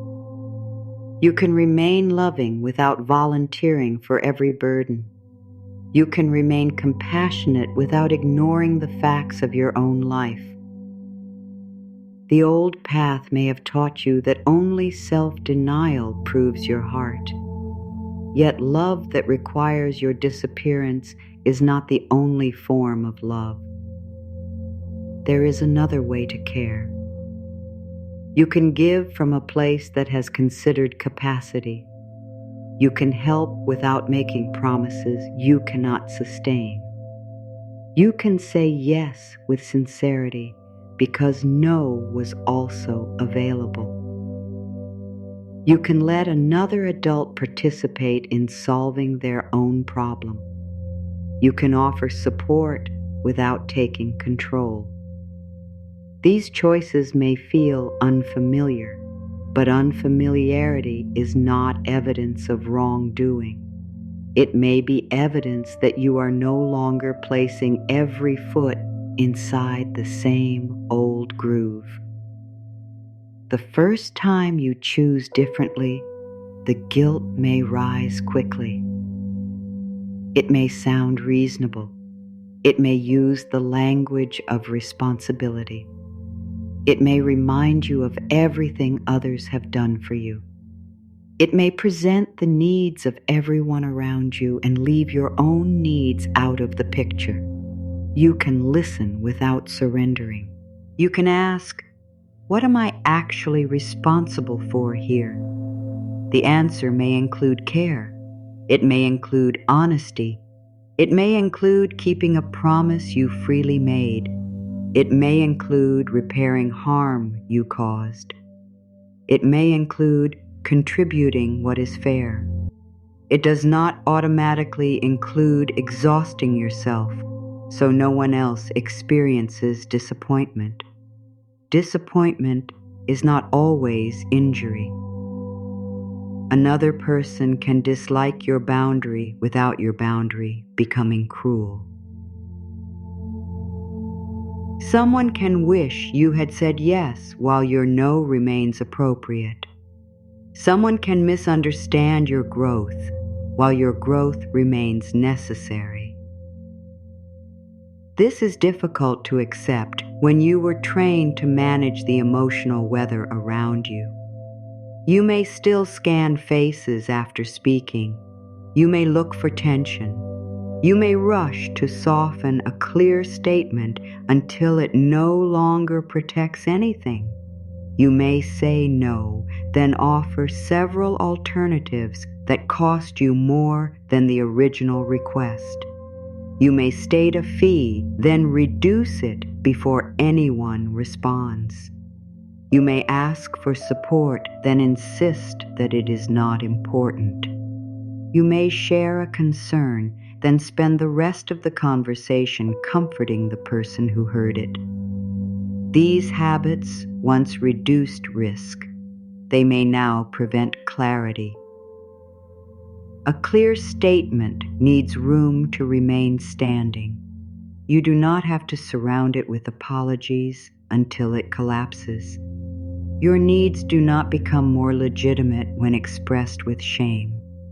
Your limits do not require a dramatic explanation. Your decisions can be thoughtful without being defended to everyone.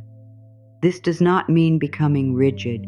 It means learning the difference between discussion and self-erasure.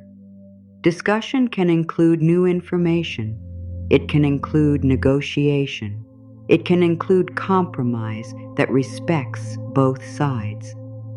Self-erasure begins when your part of the situation is treated as less real before the conversation has even started. You may enter the room already prepared to lose. The old date may tell you that this is humility. It may be fear wearing a familiar name. Humility does not require you to deny your contribution. It does not require you to pretend you have no preferences. It does not require you to accept less respect than you offer. Healthy humility keeps you open to learning while preserving your humanity. You can be teachable and clear. You can be grateful and discerning. You can appreciate an opportunity and still examine its terms. You can love a person and still decline what is not workable. These truths can support a calmer way of participating in practical decisions. Participation matters because the old pattern may have placed you at one of two extremes. At one extreme, you over-control everything because uncertainty feels unsafe. At the other, you give away your voice because conflict feels unsafe. Both responses reduce real choice. A steadier position lets you remain present. You gather facts. You identify your priorities. You listen. You ask. You decide. You revise when needed. You do not have to control every result in order to take your place in the process. This is another way supportive language becomes useful. It can remind you that your role is not to guarantee the outcome. Your role is to meet the moment with as much honesty, care, and skill as you can. The result may still disappoint you. Another person may still refuse. A plan may need to change.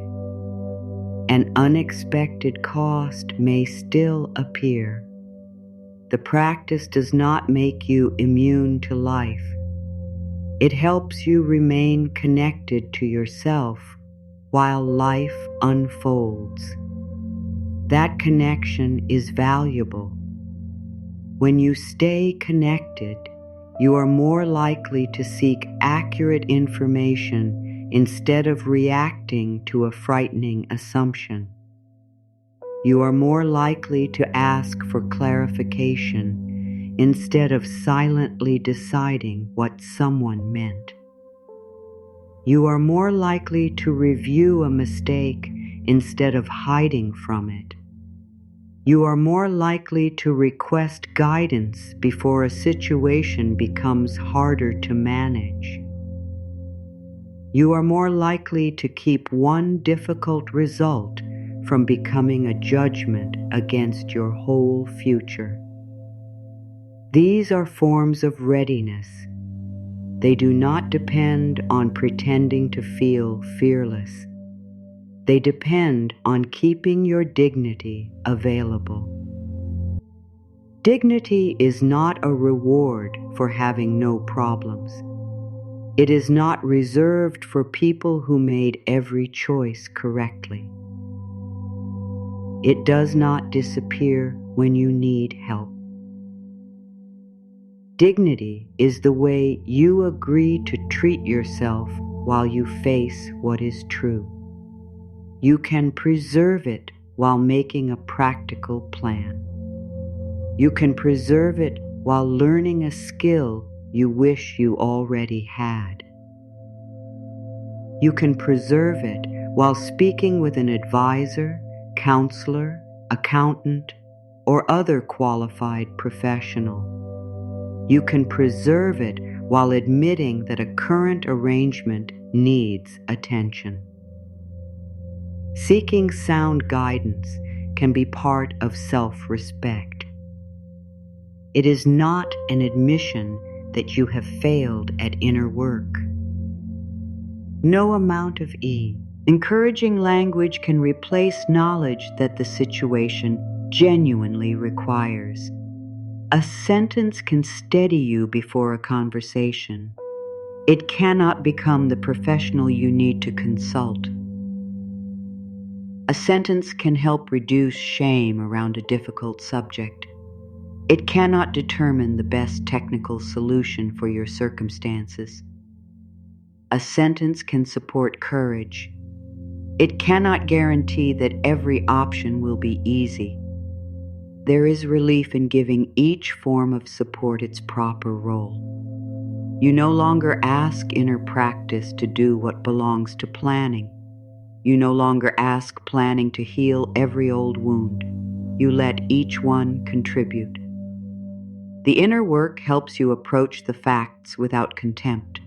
The practical work helps you respond to those facts with structure. Together, they can create a more stable way of rebuilding. This rebuilding may include reviewing habits you have avoided. It may include making a realistic arrangement. It may include learning how a system works. It may include asking someone experienced to explain what you do not understand. It may include recognizing that a familiar agreement is no longer sustainable. None of these actions needs to be dramatic to matter. The path changes through repeated choices. You do not have to prove your seriousness by creating a plan so strict that you cannot live inside it. You do not have to punish yourself for past decisions in order to make better ones. Punishment can create obedience for a short time. Understanding creates the possibility of consistency. Ask what the old choice was trying to provide. Was it comfort, relief, belonging, a sense of control, a brief escape from pressure? When you understand the need beneath the action, you can look for a response that serves the need without repeating the full cost. You are not excusing every choice. You are making correction more intelligent. Shame says, you did this because something is wrong with you. Understanding says, something was being sought and a different response can be learned. The second statement gives you more room to act responsibly. It keeps accountability without turning accountability into humiliation. This balance is important. Compassion without accountability can become avoidance. Accountability without compassion can become self-attack. You need both. You can admit what happened. You can examine the effect. You can make repair where possible. You can adjust the structure around the behavior. You can refuse to reduce yourself to the mistake. The date in the cement may have taught you that one error lasts forever. The mark stayed in the path, and your mind concluded that every wrong move becomes permanent. Adult life offers another truth. Some effects last. Some can be repaired. Some can be managed. Some become lessons. Some require patience. A mistake is not identical to a destiny. You are permitted to respond after the mistake. That response may become one of the strongest forms of new evidence. See, you show yourself that you do not disappear when things are imperfect. You show yourself that you can remain honest. You show yourself that you can ask for help without turning the need into shame. You show yourself that you can make a new plan without declaring the old plan worthless.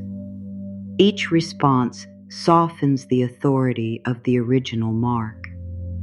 The surface is not being erased. Its meaning is being changed through use. You may continue to feel guilty when something good moves toward you. A compliment may make you uncomfortable. A fair offer may seem too generous. A period of rest may produce an urge to create another task. A supportive person may make you suspicious. A calmer season may make you search for the problem you have missed. These reactions often come from the same old date.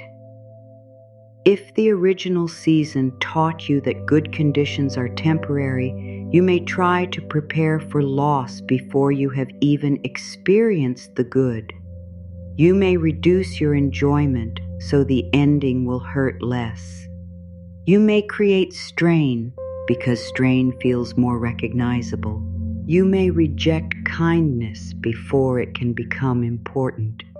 You may call this wisdom. It may be an old form of protection. You can thank the protective impulse without following every instruction it gives. You can say inwardly, I understand why calm feels unfamiliar. I do not need to create pain in order to feel prepared. You can remain attentive without becoming suspicious of every good moment. You can enjoy what is present without demanding that it last forever. You can accept fair support without turning it into a promise about the future. This is grounded openness. It does not insist that nothing will change. It refuses to spoil the present in an attempt to control change. The same principle applies when you are offered help. Before refusing automatically, you can examine the offer. What is being offered? What is expected in return? Does the arrangement respect both people? Is the help appropriate? Does accepting it support a responsible next step? You are allowed to ask these questions. Discernment protects dignity better than automatic refusal. Some help should be declined. Some help should be accepted. The old pattern may treat both offers the same because it learned that dependence always carries danger. Your adult judgment can look at the actual terms. You can receive without becoming passive. You can remain responsible while letting another person contribute. You can appreciate help without converting gratitude into permanent obligation. Gratitude is not a contract to abandon yourself later. It is an honest recognition of what was given. A healthy exchange does not require you to become smaller so the giver can remain powerful. It permits both people to retain choice. This may be new for you. You may have known exchanges in which every gift was remembered during conflict. You may have learned that, accepting anything created a debt no amount of repayment could close. You may have seen generosity used as control. Those experiences deserve to be taken seriously. They do not prove that every future offer carries the same conditions. You can inspect the present. You can state what you understand. You can ask what is expected. You can decline when the terms are unclear or unsafe. You can accept when the exchange is respectful. This is another form of choosing anew. The core sentence belongs here too. I soften old marks and choose anew. You soften the mark that says every gift has a hidden cost. You choose to examine the actual offer. You soften the mark that says a good person never disappoints anyone. You choose a boundary that keeps your commitments honest. You soften the mark that says your value depends on constant usefulness. You choose to let your existence carry worth beyond what you produce. The sentence becomes stronger through these applications. It is not a decoration. It is a direction. You may not remember it in every difficult moment. That is not a reason to abandon it. You can return after the moment. You can look at what happened. You can identify where the old date took over. You can decide what you want to do with the next similar situation. Preparation after an event can influence the future event. You may rehearse one clear phrase before a conversation. You may decide how much time you need before answering a request. You may list the information you need before making a commitment.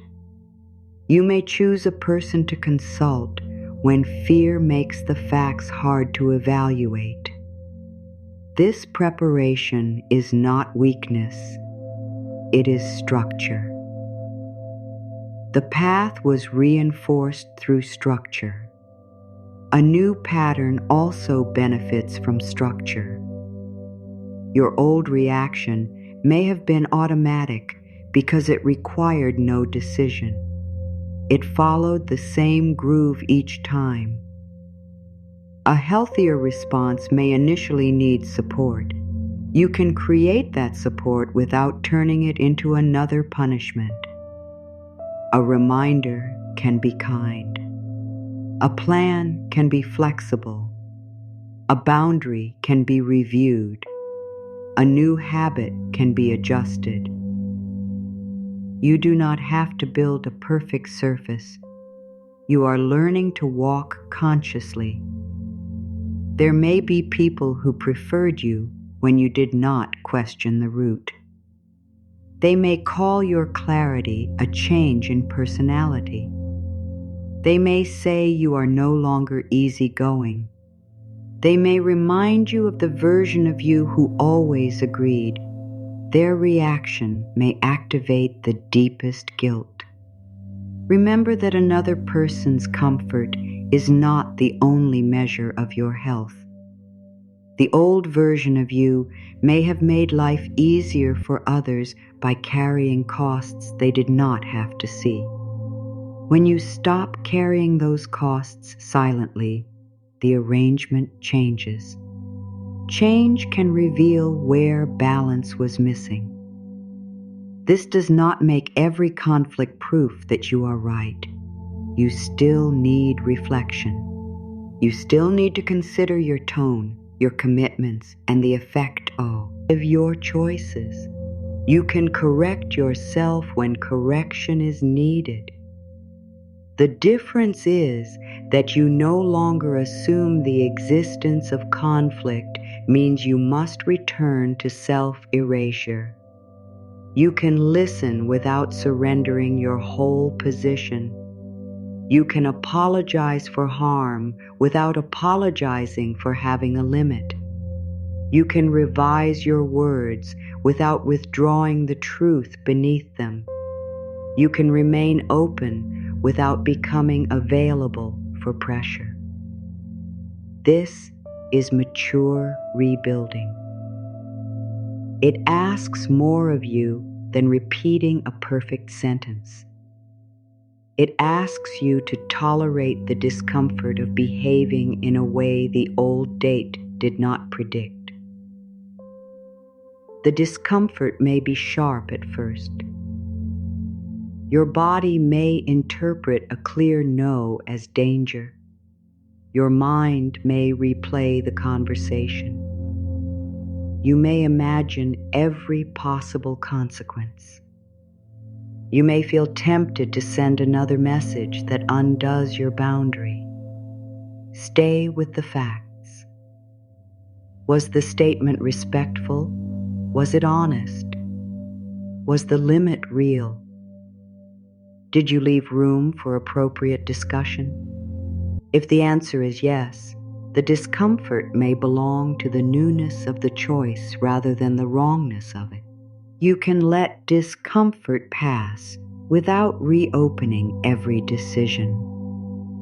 This is a form of trust.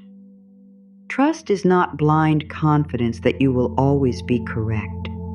It is the knowledge that you can review, repair, and learn without abandoning yourself. You can make a careful choice and still discover new information. You can change your mind without calling the first choice foolish. You can admit uncertainty without giving your authority away. The old path may have offered only two positions: complete control or complete surrender. A more spacious way includes participation. You can influence without controlling. You can contribute without carrying everything. You can ask without demanding. You can decline without condemning. You can accept without becoming indebted in your identity. These are balanced movements. They support steadier practical decisions because they reduce the emotional extremes around them. You no longer need every choice to prove that you are good. You can let a choice be a choice. You no longer need every result to prove that you are safe. You can let a result become information. You no longer need every difficult feeling to prove that the old date was right. You can let a feeling move through the present day. The year in the path is still visible. It may always be part of the ground you remember. Its visibility does not mean it owns the direction. You can step over it without bowing to it. You can acknowledge it without reorganizing your life around it. You can carry the lesson while releasing the command. This is how guilt begins to retire. Not because you stop caring, because you stop using pain as the only proof that you care. You remain responsible. You remain thoughtful. You remain connected. You also remain present in your own life. That presence is not an offense. It is the place from which honest action can begin. The new sentence becomes trustworthy when it meets the ordinary hour. It matters when no one is watching. It matters when the mirror is far away, the day is moving quickly, and the old reaction arrives before you have time to prepare. You see a number you did not expect. You receive a request that presses against your limits. You remember something you postponed. You realize a decision must be made. The old date appears beneath your next step. It does not announce itself as history. It sounds like urgency. It sounds like certainty. It tells you that the same result is already on its way. It tells you that you must react now, before you have gathered the facts. It tells you that any delay is dangerous and any discomfort is proof. This is the moment when the sentence needs to become more than something you admire. I soften old marks and choose anew. You may not feel calm when you say it. Calm is not the requirement. The sentence gives you enough space to ask what belongs to the present. What do I know? What am I assuming? What requires action? What can wait until I understand more? Which part of this reaction belongs to the event, and which part belongs to the year pressed into the path? These questions help separate fact from inheritance. A current concern deserves a current response. It does not need the full fear of every earlier season added to it. You can face what is here without inviting every old memory to make the decision. This may be one of the most practical forms of inner healing. You do not erase your history. You stop asking history to interpret everything first. At times, the old conclusion will still speak before you do. It may tell you that one difficult week proves that all progress was temporary. It may tell you that needing advice proves you are incapable.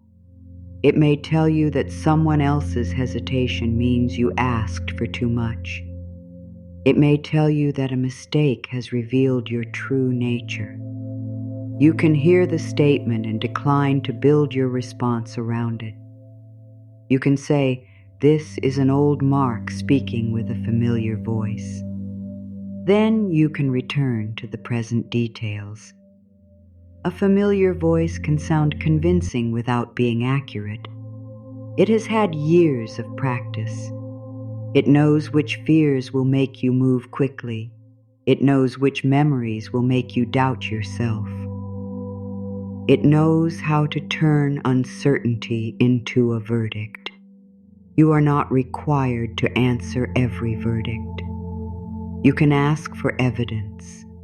You can give yourself time. You can consult someone with relevant knowledge. You can make a partial decision when the full decision is not yet clear. You can refuse to create certainty where certainty does not exist. Maturity often sounds less dramatic than fear.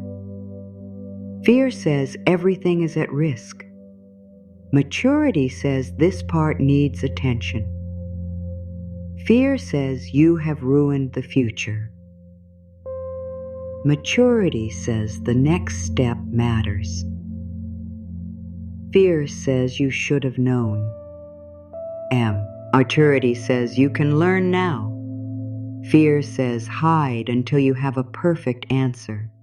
Maturity says begin with the truth you have. This voice may feel quieter because it does not use alarm to gain authority. You strengthen it by following it. You read the full message. You review the actual terms. You ask what a charge means. You request clarification. You take responsibility for what belongs to you. You leave another person's responsibility with them. Each action becomes a new use of the path.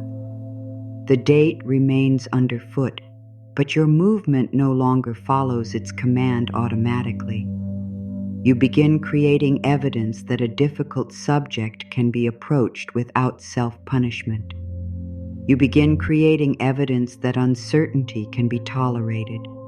You begin creating evidence that support can be sought with discernment. You begin creating evidence that one clear boundary does not destroy your goodness. This evidence matters more than a temporary emotional high. A temporary high may help you begin. Evidence helps you continue. The mind becomes less resistant when it sees that the new sentence leads to behavior you can respect. You said you were learning to choose anew, and you asked for time before agreeing. You said you were softening an old mark, and you did not call yourself worthless after an error. You said the past would not decide everything, and you sought accurate help instead of disappearing into shame. These moments create agreement between language and life. Agreement restores weight. You may have spent years looking for the perfect phrase while overlooking the importance of the next aligned act. The phrase was expected to create the feeling. The feeling was expected to create the action. When the feeling did not arrive, nothing moved. The order can be different. You speak a believable sentence. You take a modest action while still uncertain. The action gives the sentence evidence. The evidence makes the next action more possible. You do not have to wait for complete confidence. Confidence often grows after you have shown yourself that you can remain present. You stay through a difficult conversation. You correct a misunderstanding. You survive another person's disappointment. You make a plan that respects reality. You recover after an imperfect choice. The self you meet afterward knows something the earlier self did not know. You can feel discomfort without surrendering your dignity. This knowledge cannot be forced into you through repetition alone. It has to be lived. That is why restarting your inner practice may look less impressive than beginning it the first time. The first beginning may have been full of excitement. You found new words and felt immediate possibility. You imagined a complete change. You expected the practice to carry you beyond every old reaction.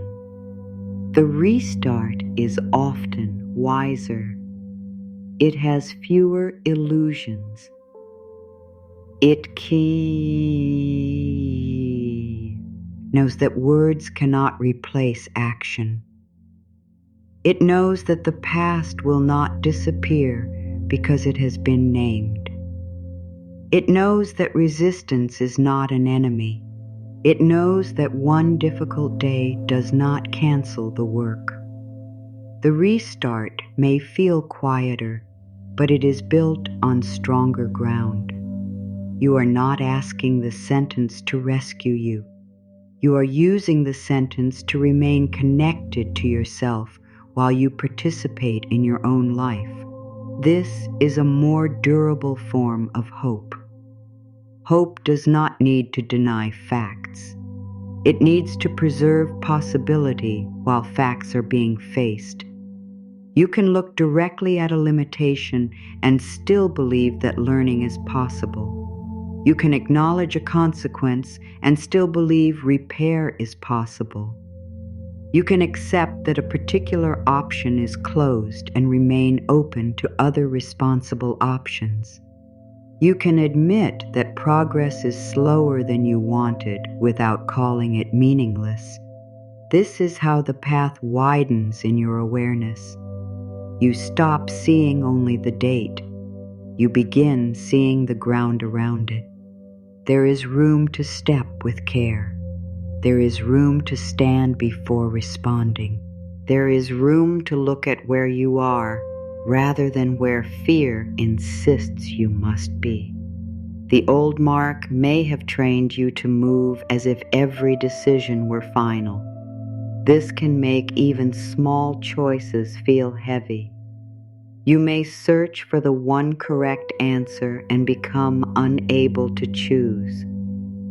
A more compassionate practice recognizes that many decisions can be reviewed. Some can be revised. Some can be tested on a smaller scale. Some require outside expertise. Some reveal their meaning only after you begin. You do not need to know everything in order to act responsibly. You need enough truth for the next appropriate step. When you accept this, your inner sentence becomes less of a declaration and more of a steady companion. I soften old marks and choose anew.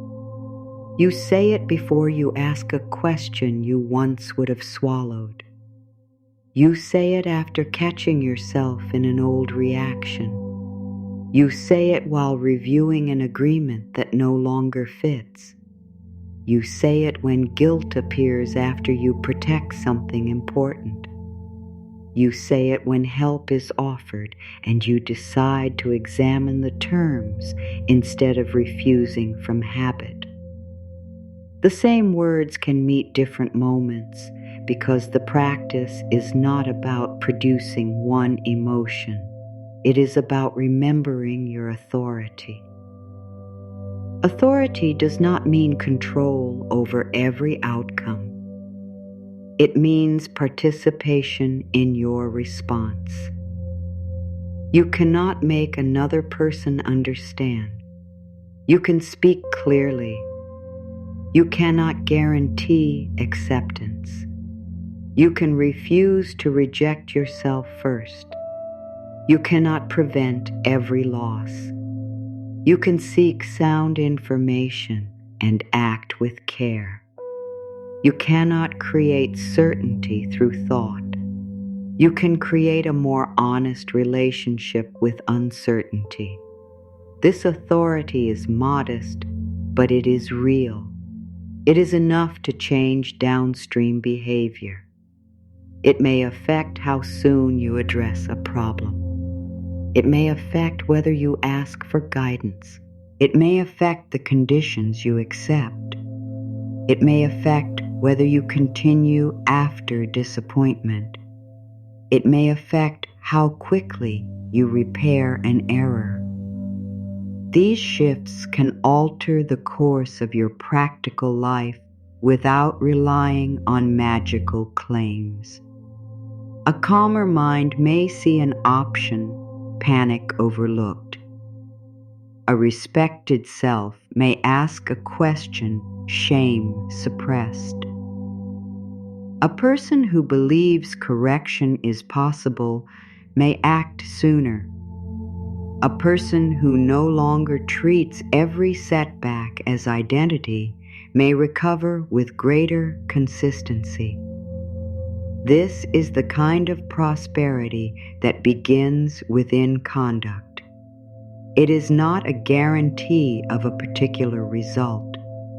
It is a growing capacity to meet life with less self-created obstruction. You become more available for learning. You become more available for wise support.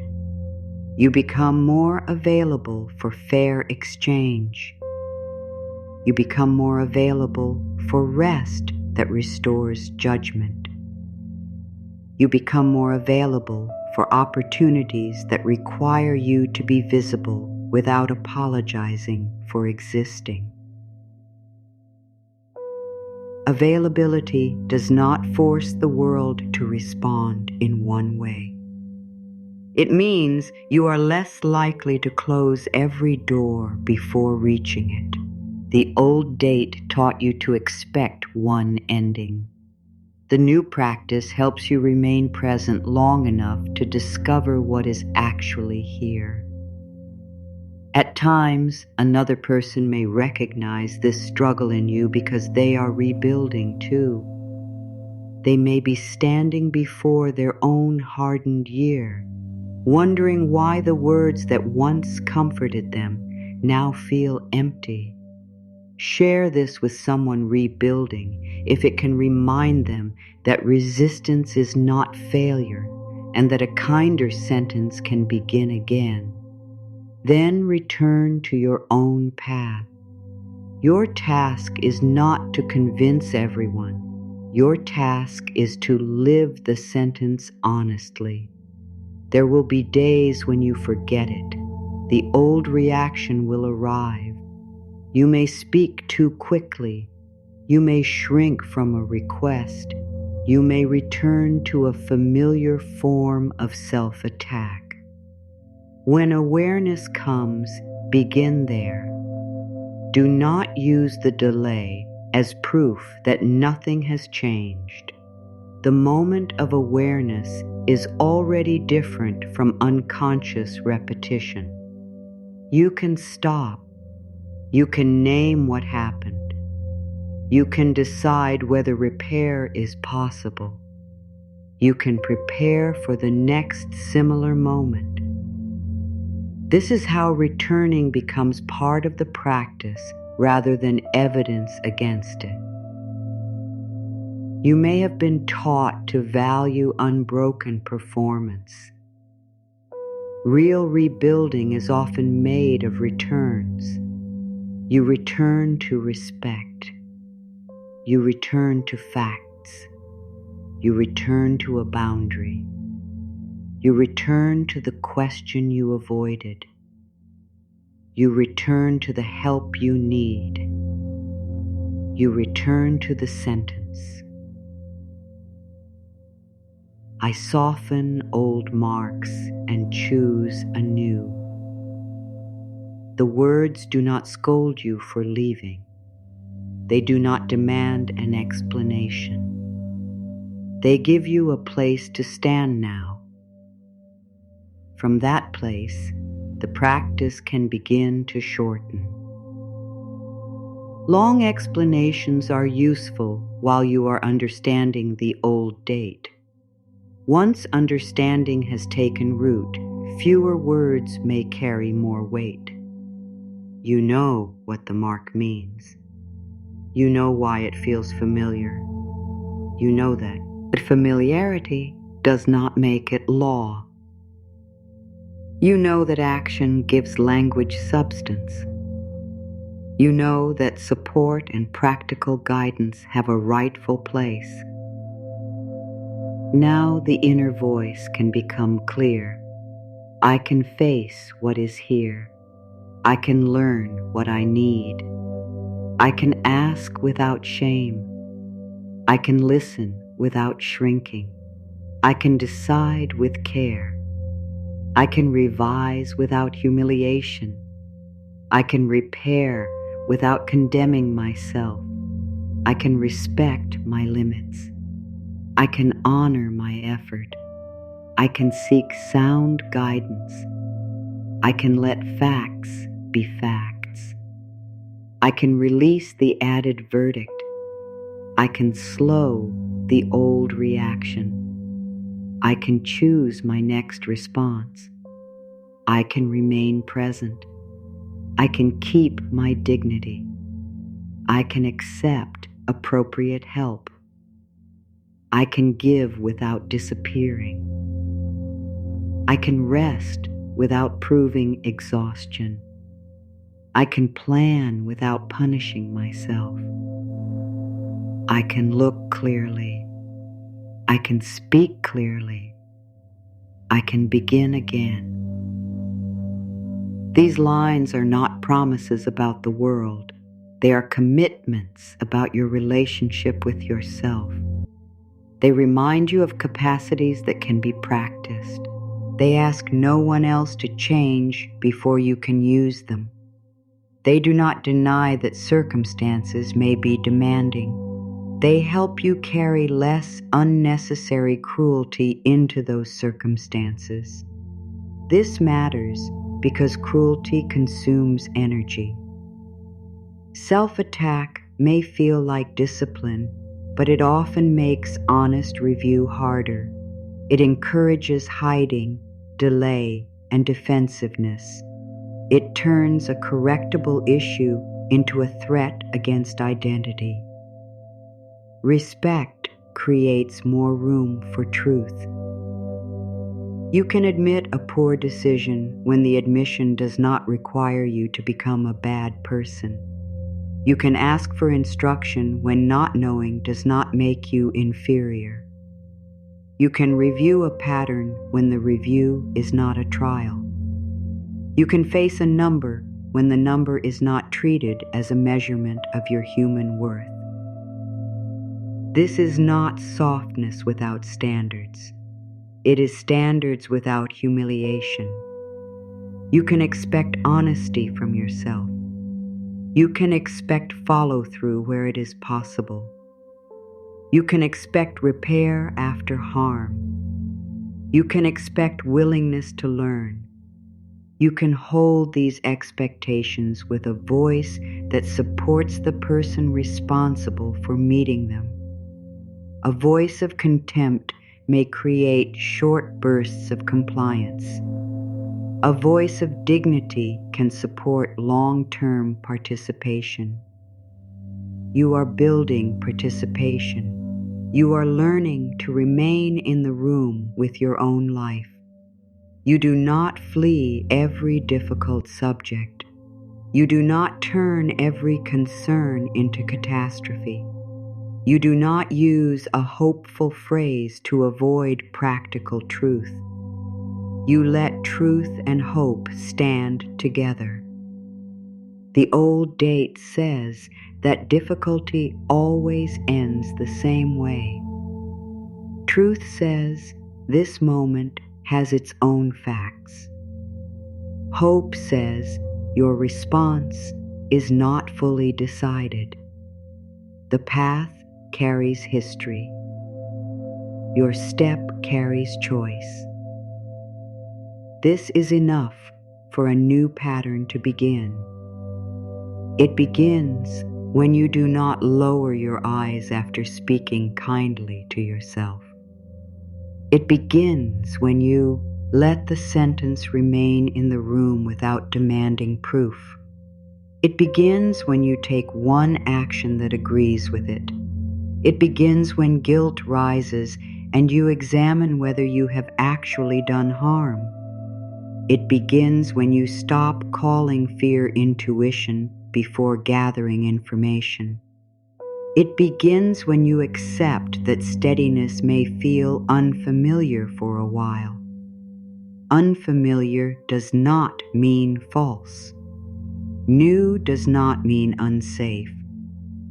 Discomfort does not always mean stop. A slower answer may be a wiser answer. A boundary may be an honest answer. A request may be a necessary answer. Qualified guidance may be a responsible answer. Returning may be the answer after you thought you had failed. The date can remain visible while its power changes. You see it. You understand it. You no longer arrange every day around it. That is the restart. Not louder words, not perfect conviction, not denial, a believable sentence, an honest choice, a steady return. The path beneath you is real. The day before you is real too. You can meet this day as itself. You can let the old year remain where it belongs. You can carry its lesson without carrying its command. You can move with care. You can move with dignity. You can choose anew. The practice has restarted when you no longer need it to prove itself every day. You return because the words help you stand honestly inside your life. You do not inspect every hour for a dramatic result. You do not treat a difficult feeling as evidence that the work has failed. You do not demand that one clear sentence erase the years before it. You let the sentence do what a sentence can do. It reminds you. It steadies your attention. It interrupts the oldest conclusion before that conclusion becomes the only conclusion. It gives your next action a more respectful place to begin. There will still be days when the date beneath your feet feels sharper than the day around you. An ordinary concern may awaken the full pressure of an earlier year. Your thoughts may move quickly.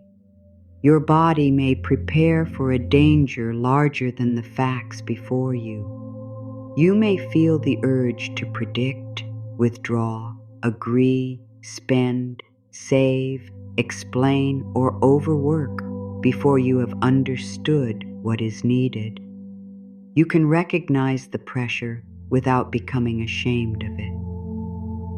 The path hardened through repetition. Your response can change through repetition too. Not forced repetition. Not frightened repetition. Repeated honesty. Repeated return. Repeated acts that support the words you have chosen. You can look at the old date and remember that it once helped you make sense of a difficult season. You can respect the intelligence that tried to protect you.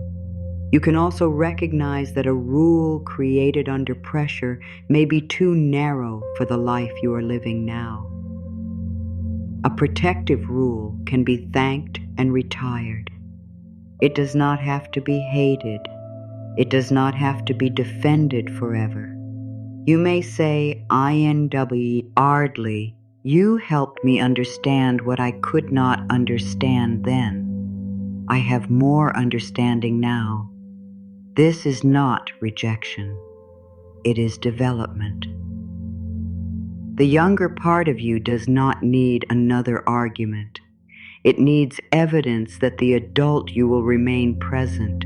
It needs to know that you will look at the facts, seek help where appropriate, and refuse to turn a hard moment into a sentence against your worth. Each time you do this, the present becomes more trustworthy.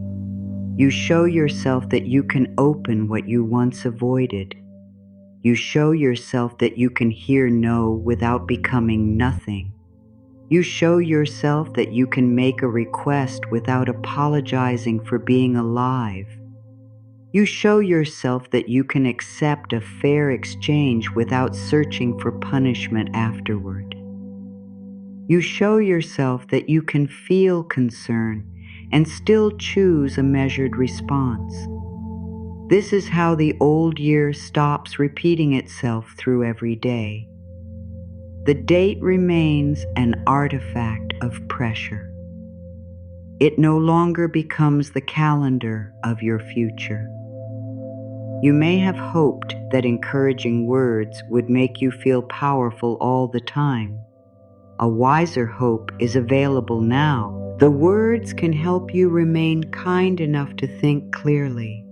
They can help you stay close enough to reality to take action. They can help you recover when the action is imperfect. Power is not always a surge.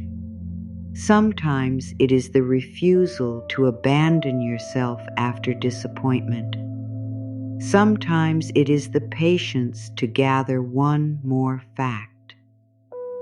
Sometimes it is the courage to say that you do not understand. Sometimes it is the dignity of asking for qualified guidance. Sometimes it is a boundary that remains standing after guilt has spoken. Sometimes it is rest before the next responsible step. These forms of strength may not look dramatic from the outside. They are still changing the way you cross the path.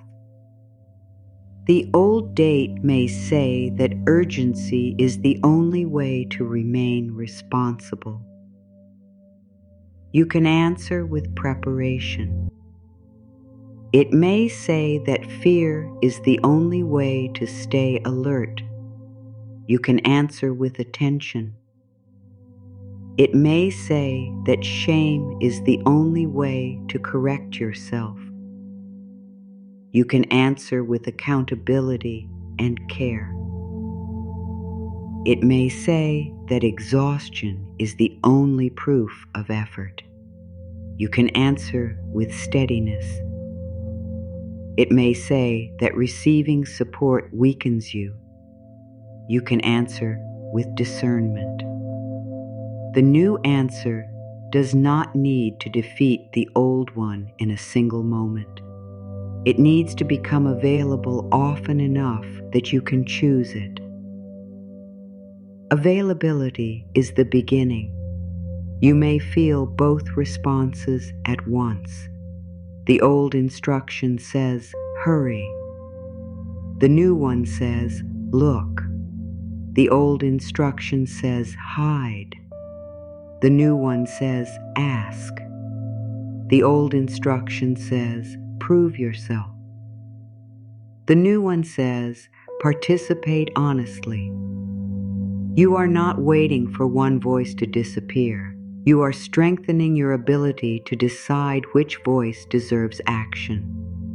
This is adult authority. It is not loud. It does not need to humiliate the past. It does not pretend to control what belongs to other people or to circumstances beyond you. It accepts responsibility for the part that is yours. You can decide how you speak to yourself. You can decide whether to gather information. You can decide whether to ask for support. You can decide whether a boundary needs to be named. You can decide whether an old reaction should be repaired.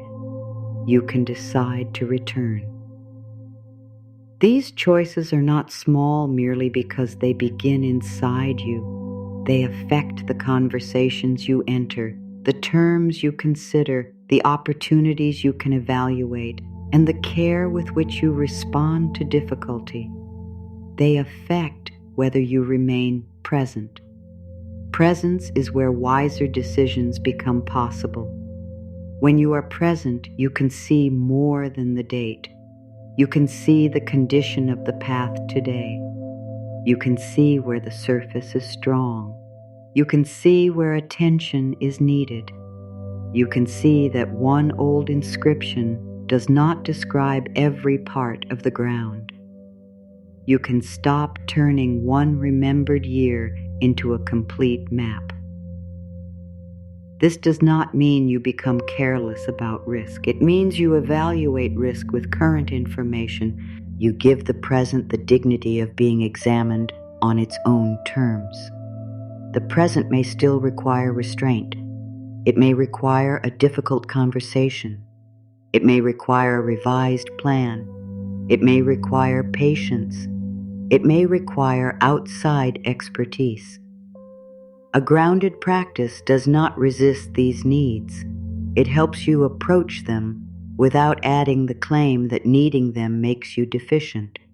It also helps you distinguish encouragement from avoidance. Encouragement says you can face the document. Avoidance says the document does not matter because your thoughts are positive. Encouragement says you can prepare for a difficult conversation. Avoidance says no difficult conversation should be necessary if your inner state is correct. Encouragement makes room for discomfort and action together. Avoidance uses hopeful language to move away from whatever feels uncomfortable. You are choosing encouragement. You are choosing words that bring you closer to the next useful act. This distinction protects the practice from becoming another place where you hide.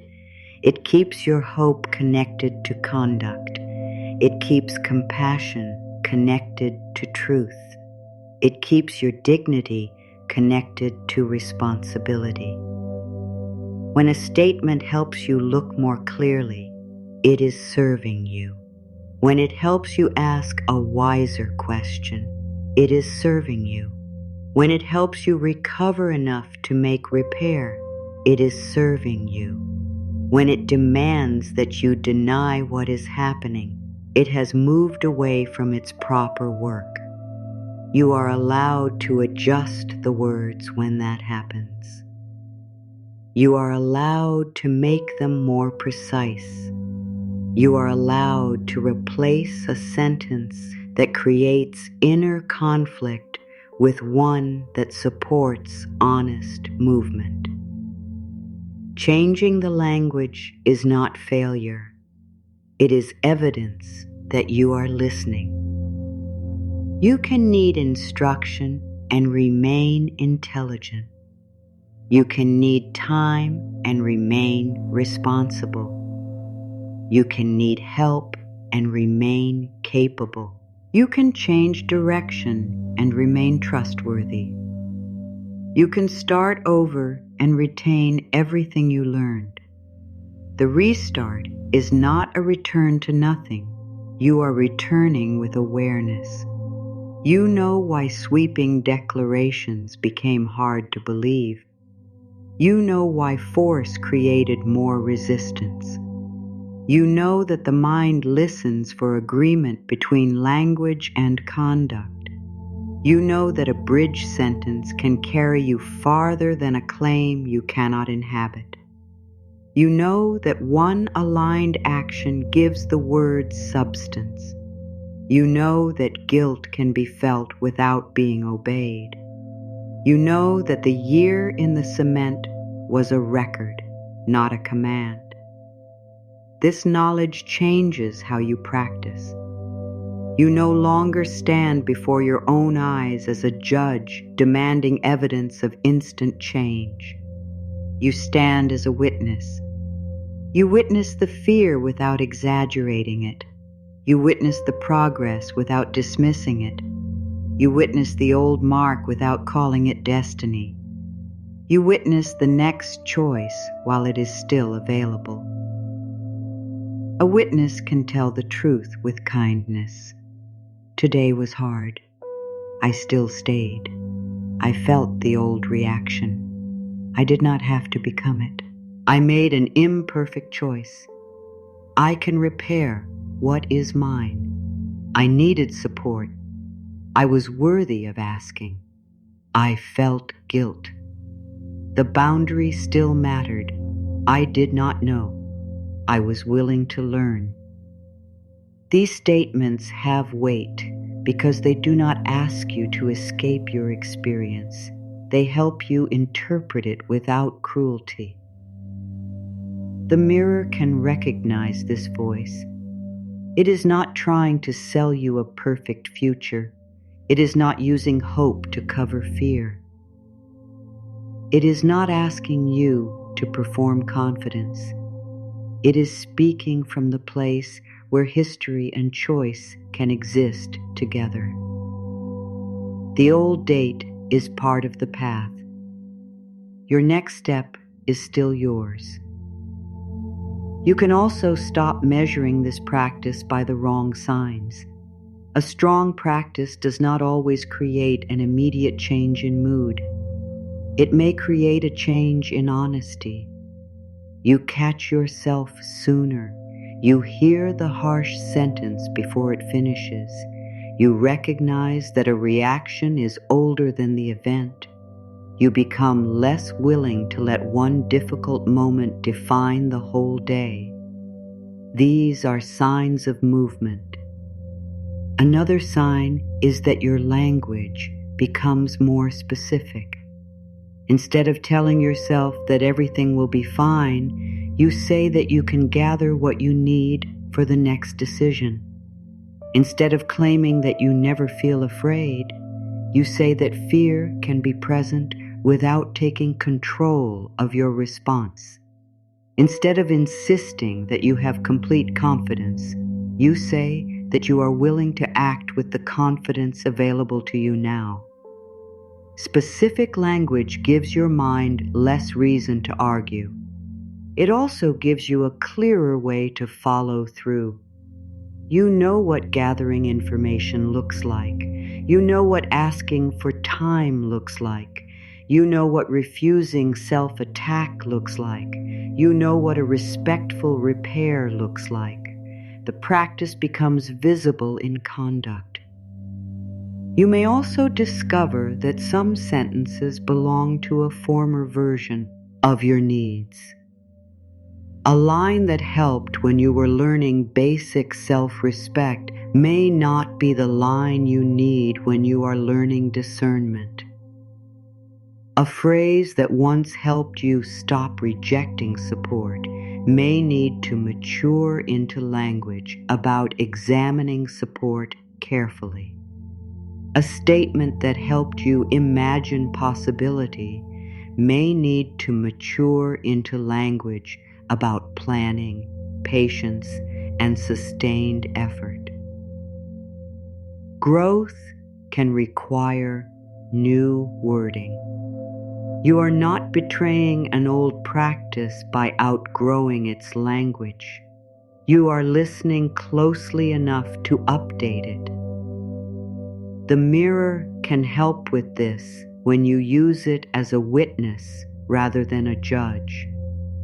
Look at your own eyes and speak one line at a natural pace. Do not search your face for enthusiasm. Do not ask whether you look convinced. Listen for the point where your body tightens or your attention pulls away. That point may show you where the statement has become too absolute, too distant, or too demanding.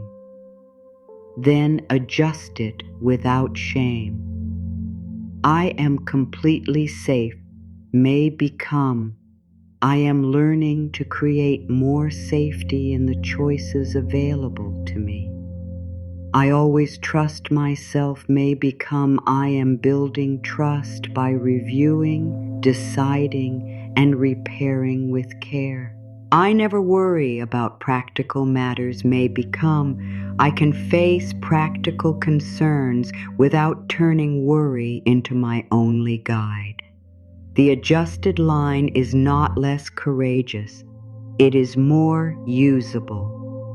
A sentence you can use during a real moment is stronger than a sentence that sounds impressive only when nothing is being asked of you. You may find that your practice now has a different rhythm. On some days, you need the full core sentence. On other days, the bridge line is more honest. At times, you need no formal repetition at all. You need to remember the meaning and take the action that agrees with it. The action can become the spoken line made visible. You delay an answer until you have enough information. You keep a necessary boundary even while guilt rises. You accept appropriate assistance after considering its terms. You admit that you need expert guidance. You return to a task without insulting yourself for the delay. This is the practice in motion. It does not depend on a perfect routine. It depends on a continuing relationship. A continuing relationship includes days of closeness and days of distance. You may feel deeply connected to the words one day and indifferent the next. You may forget them during a stressful moment and remember them later. The relationship remains available because return remains available. You do not need to punish the distance. You can use it as information. Were the words too far from your experience? Did the practice become another duty performed without attention? Were you asking it to remove a problem that required direct action? Did you need rest, accurate information, or human support more than another repetition? Honest answers help the practice stay alive. They stop it from becoming a ritual of avoidance. They protect it from the pressure to perform. You are not trying to become dependent on a articular phrase. You are cultivating a voice that can meet changing circumstances with dignity. The phrase is a teacher of that voice. Over time, its meaning can appear even when the exact words do not.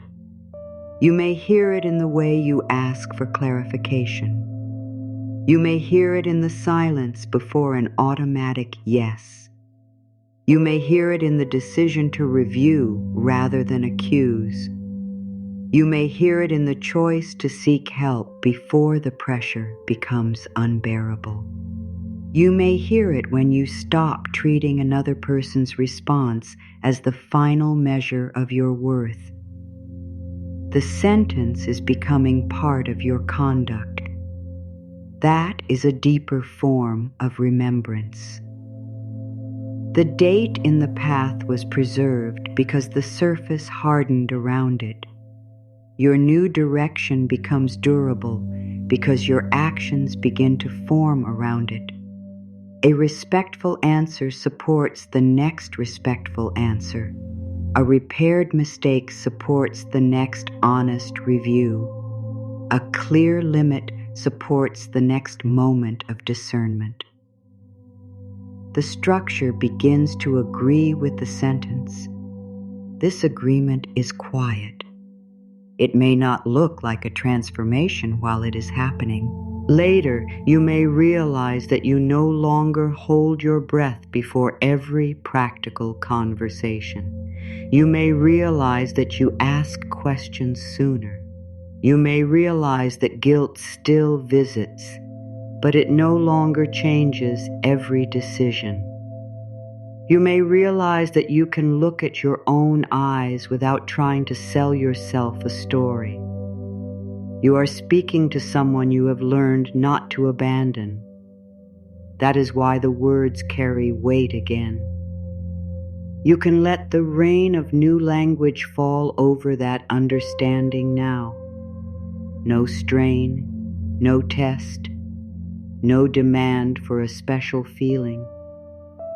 Let each line be a quiet direction you can carry into real decisions. I meet today as today. I honor what I survived. I release the old command.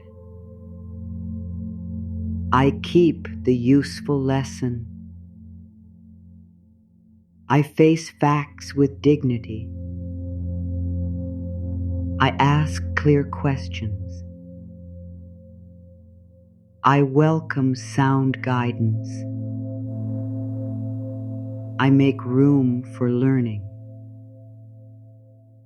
I choose thoughtful action. I respect my own capacity. I can take my time. I can answer clearly.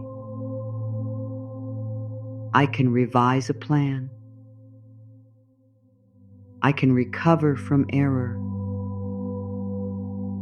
I can set fair limits. I can accept fair support. I can keep my word. I can change my mind. I can consider myself. I can care without disappearing. I can give with choice. I can keep what sustains me. I can rest and remain responsible. I can prepare without panic. I can act without self-attack.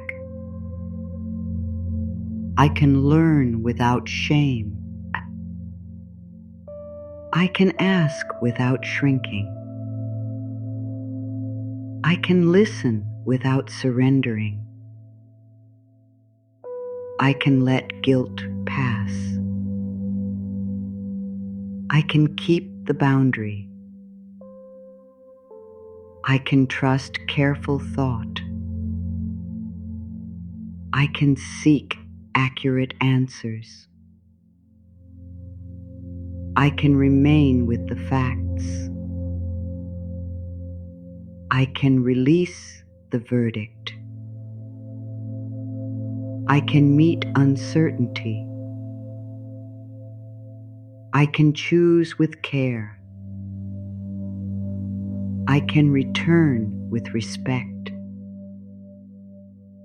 I can begin from here. I am present. I am learning.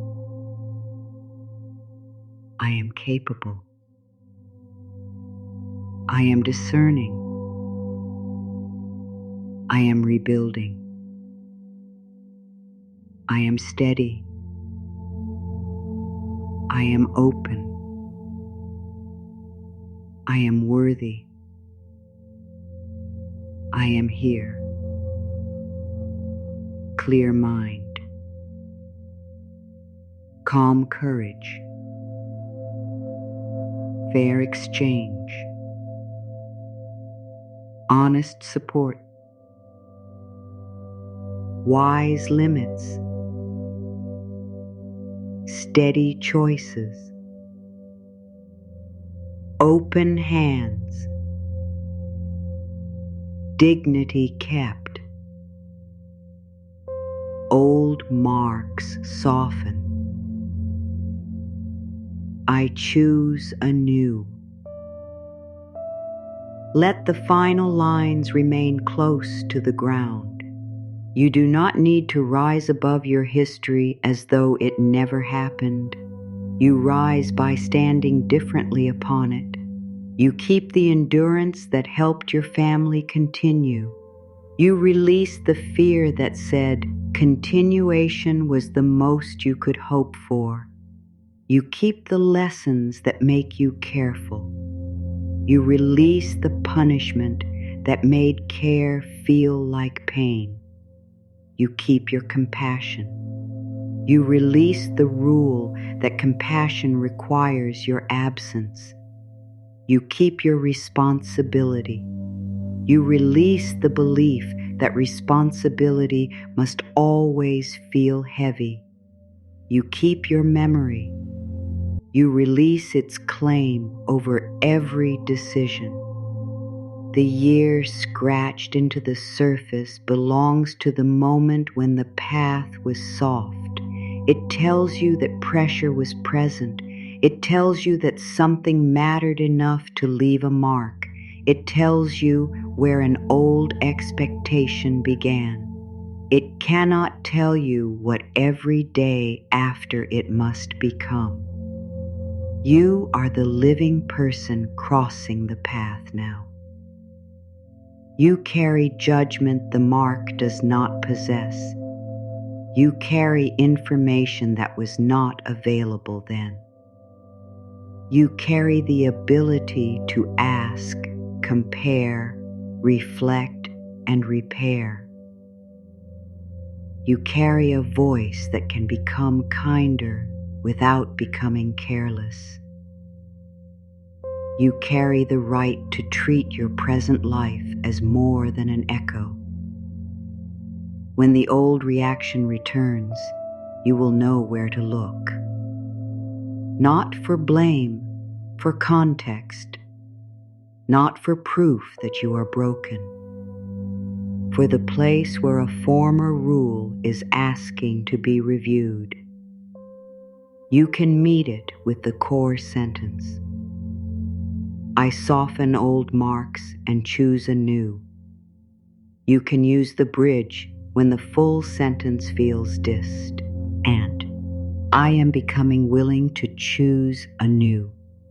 You can support either line with one honest act, one question, one boundary, one review, one repair, one request for appropriate help.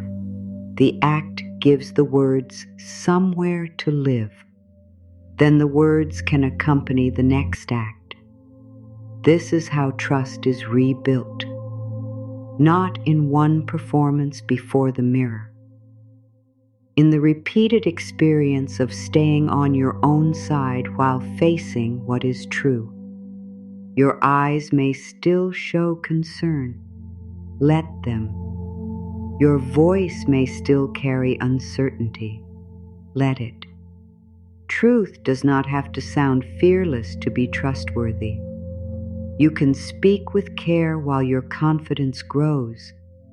You can move before every feeling agrees. You can return after an old response. You can choose a sentence that does not abandon the life you are actually living. That sentence is enough for today. The next step is enough for today. Your dignity is enough to carry into today. The path does not need to become blank. It needs to stop being mistaken for an order. The date can remain behind your feet. The present can remain before them. You know which one you are walking into. I keep walking beyond the old date. Keep rising. Life is with you. The next day will know you by your new step.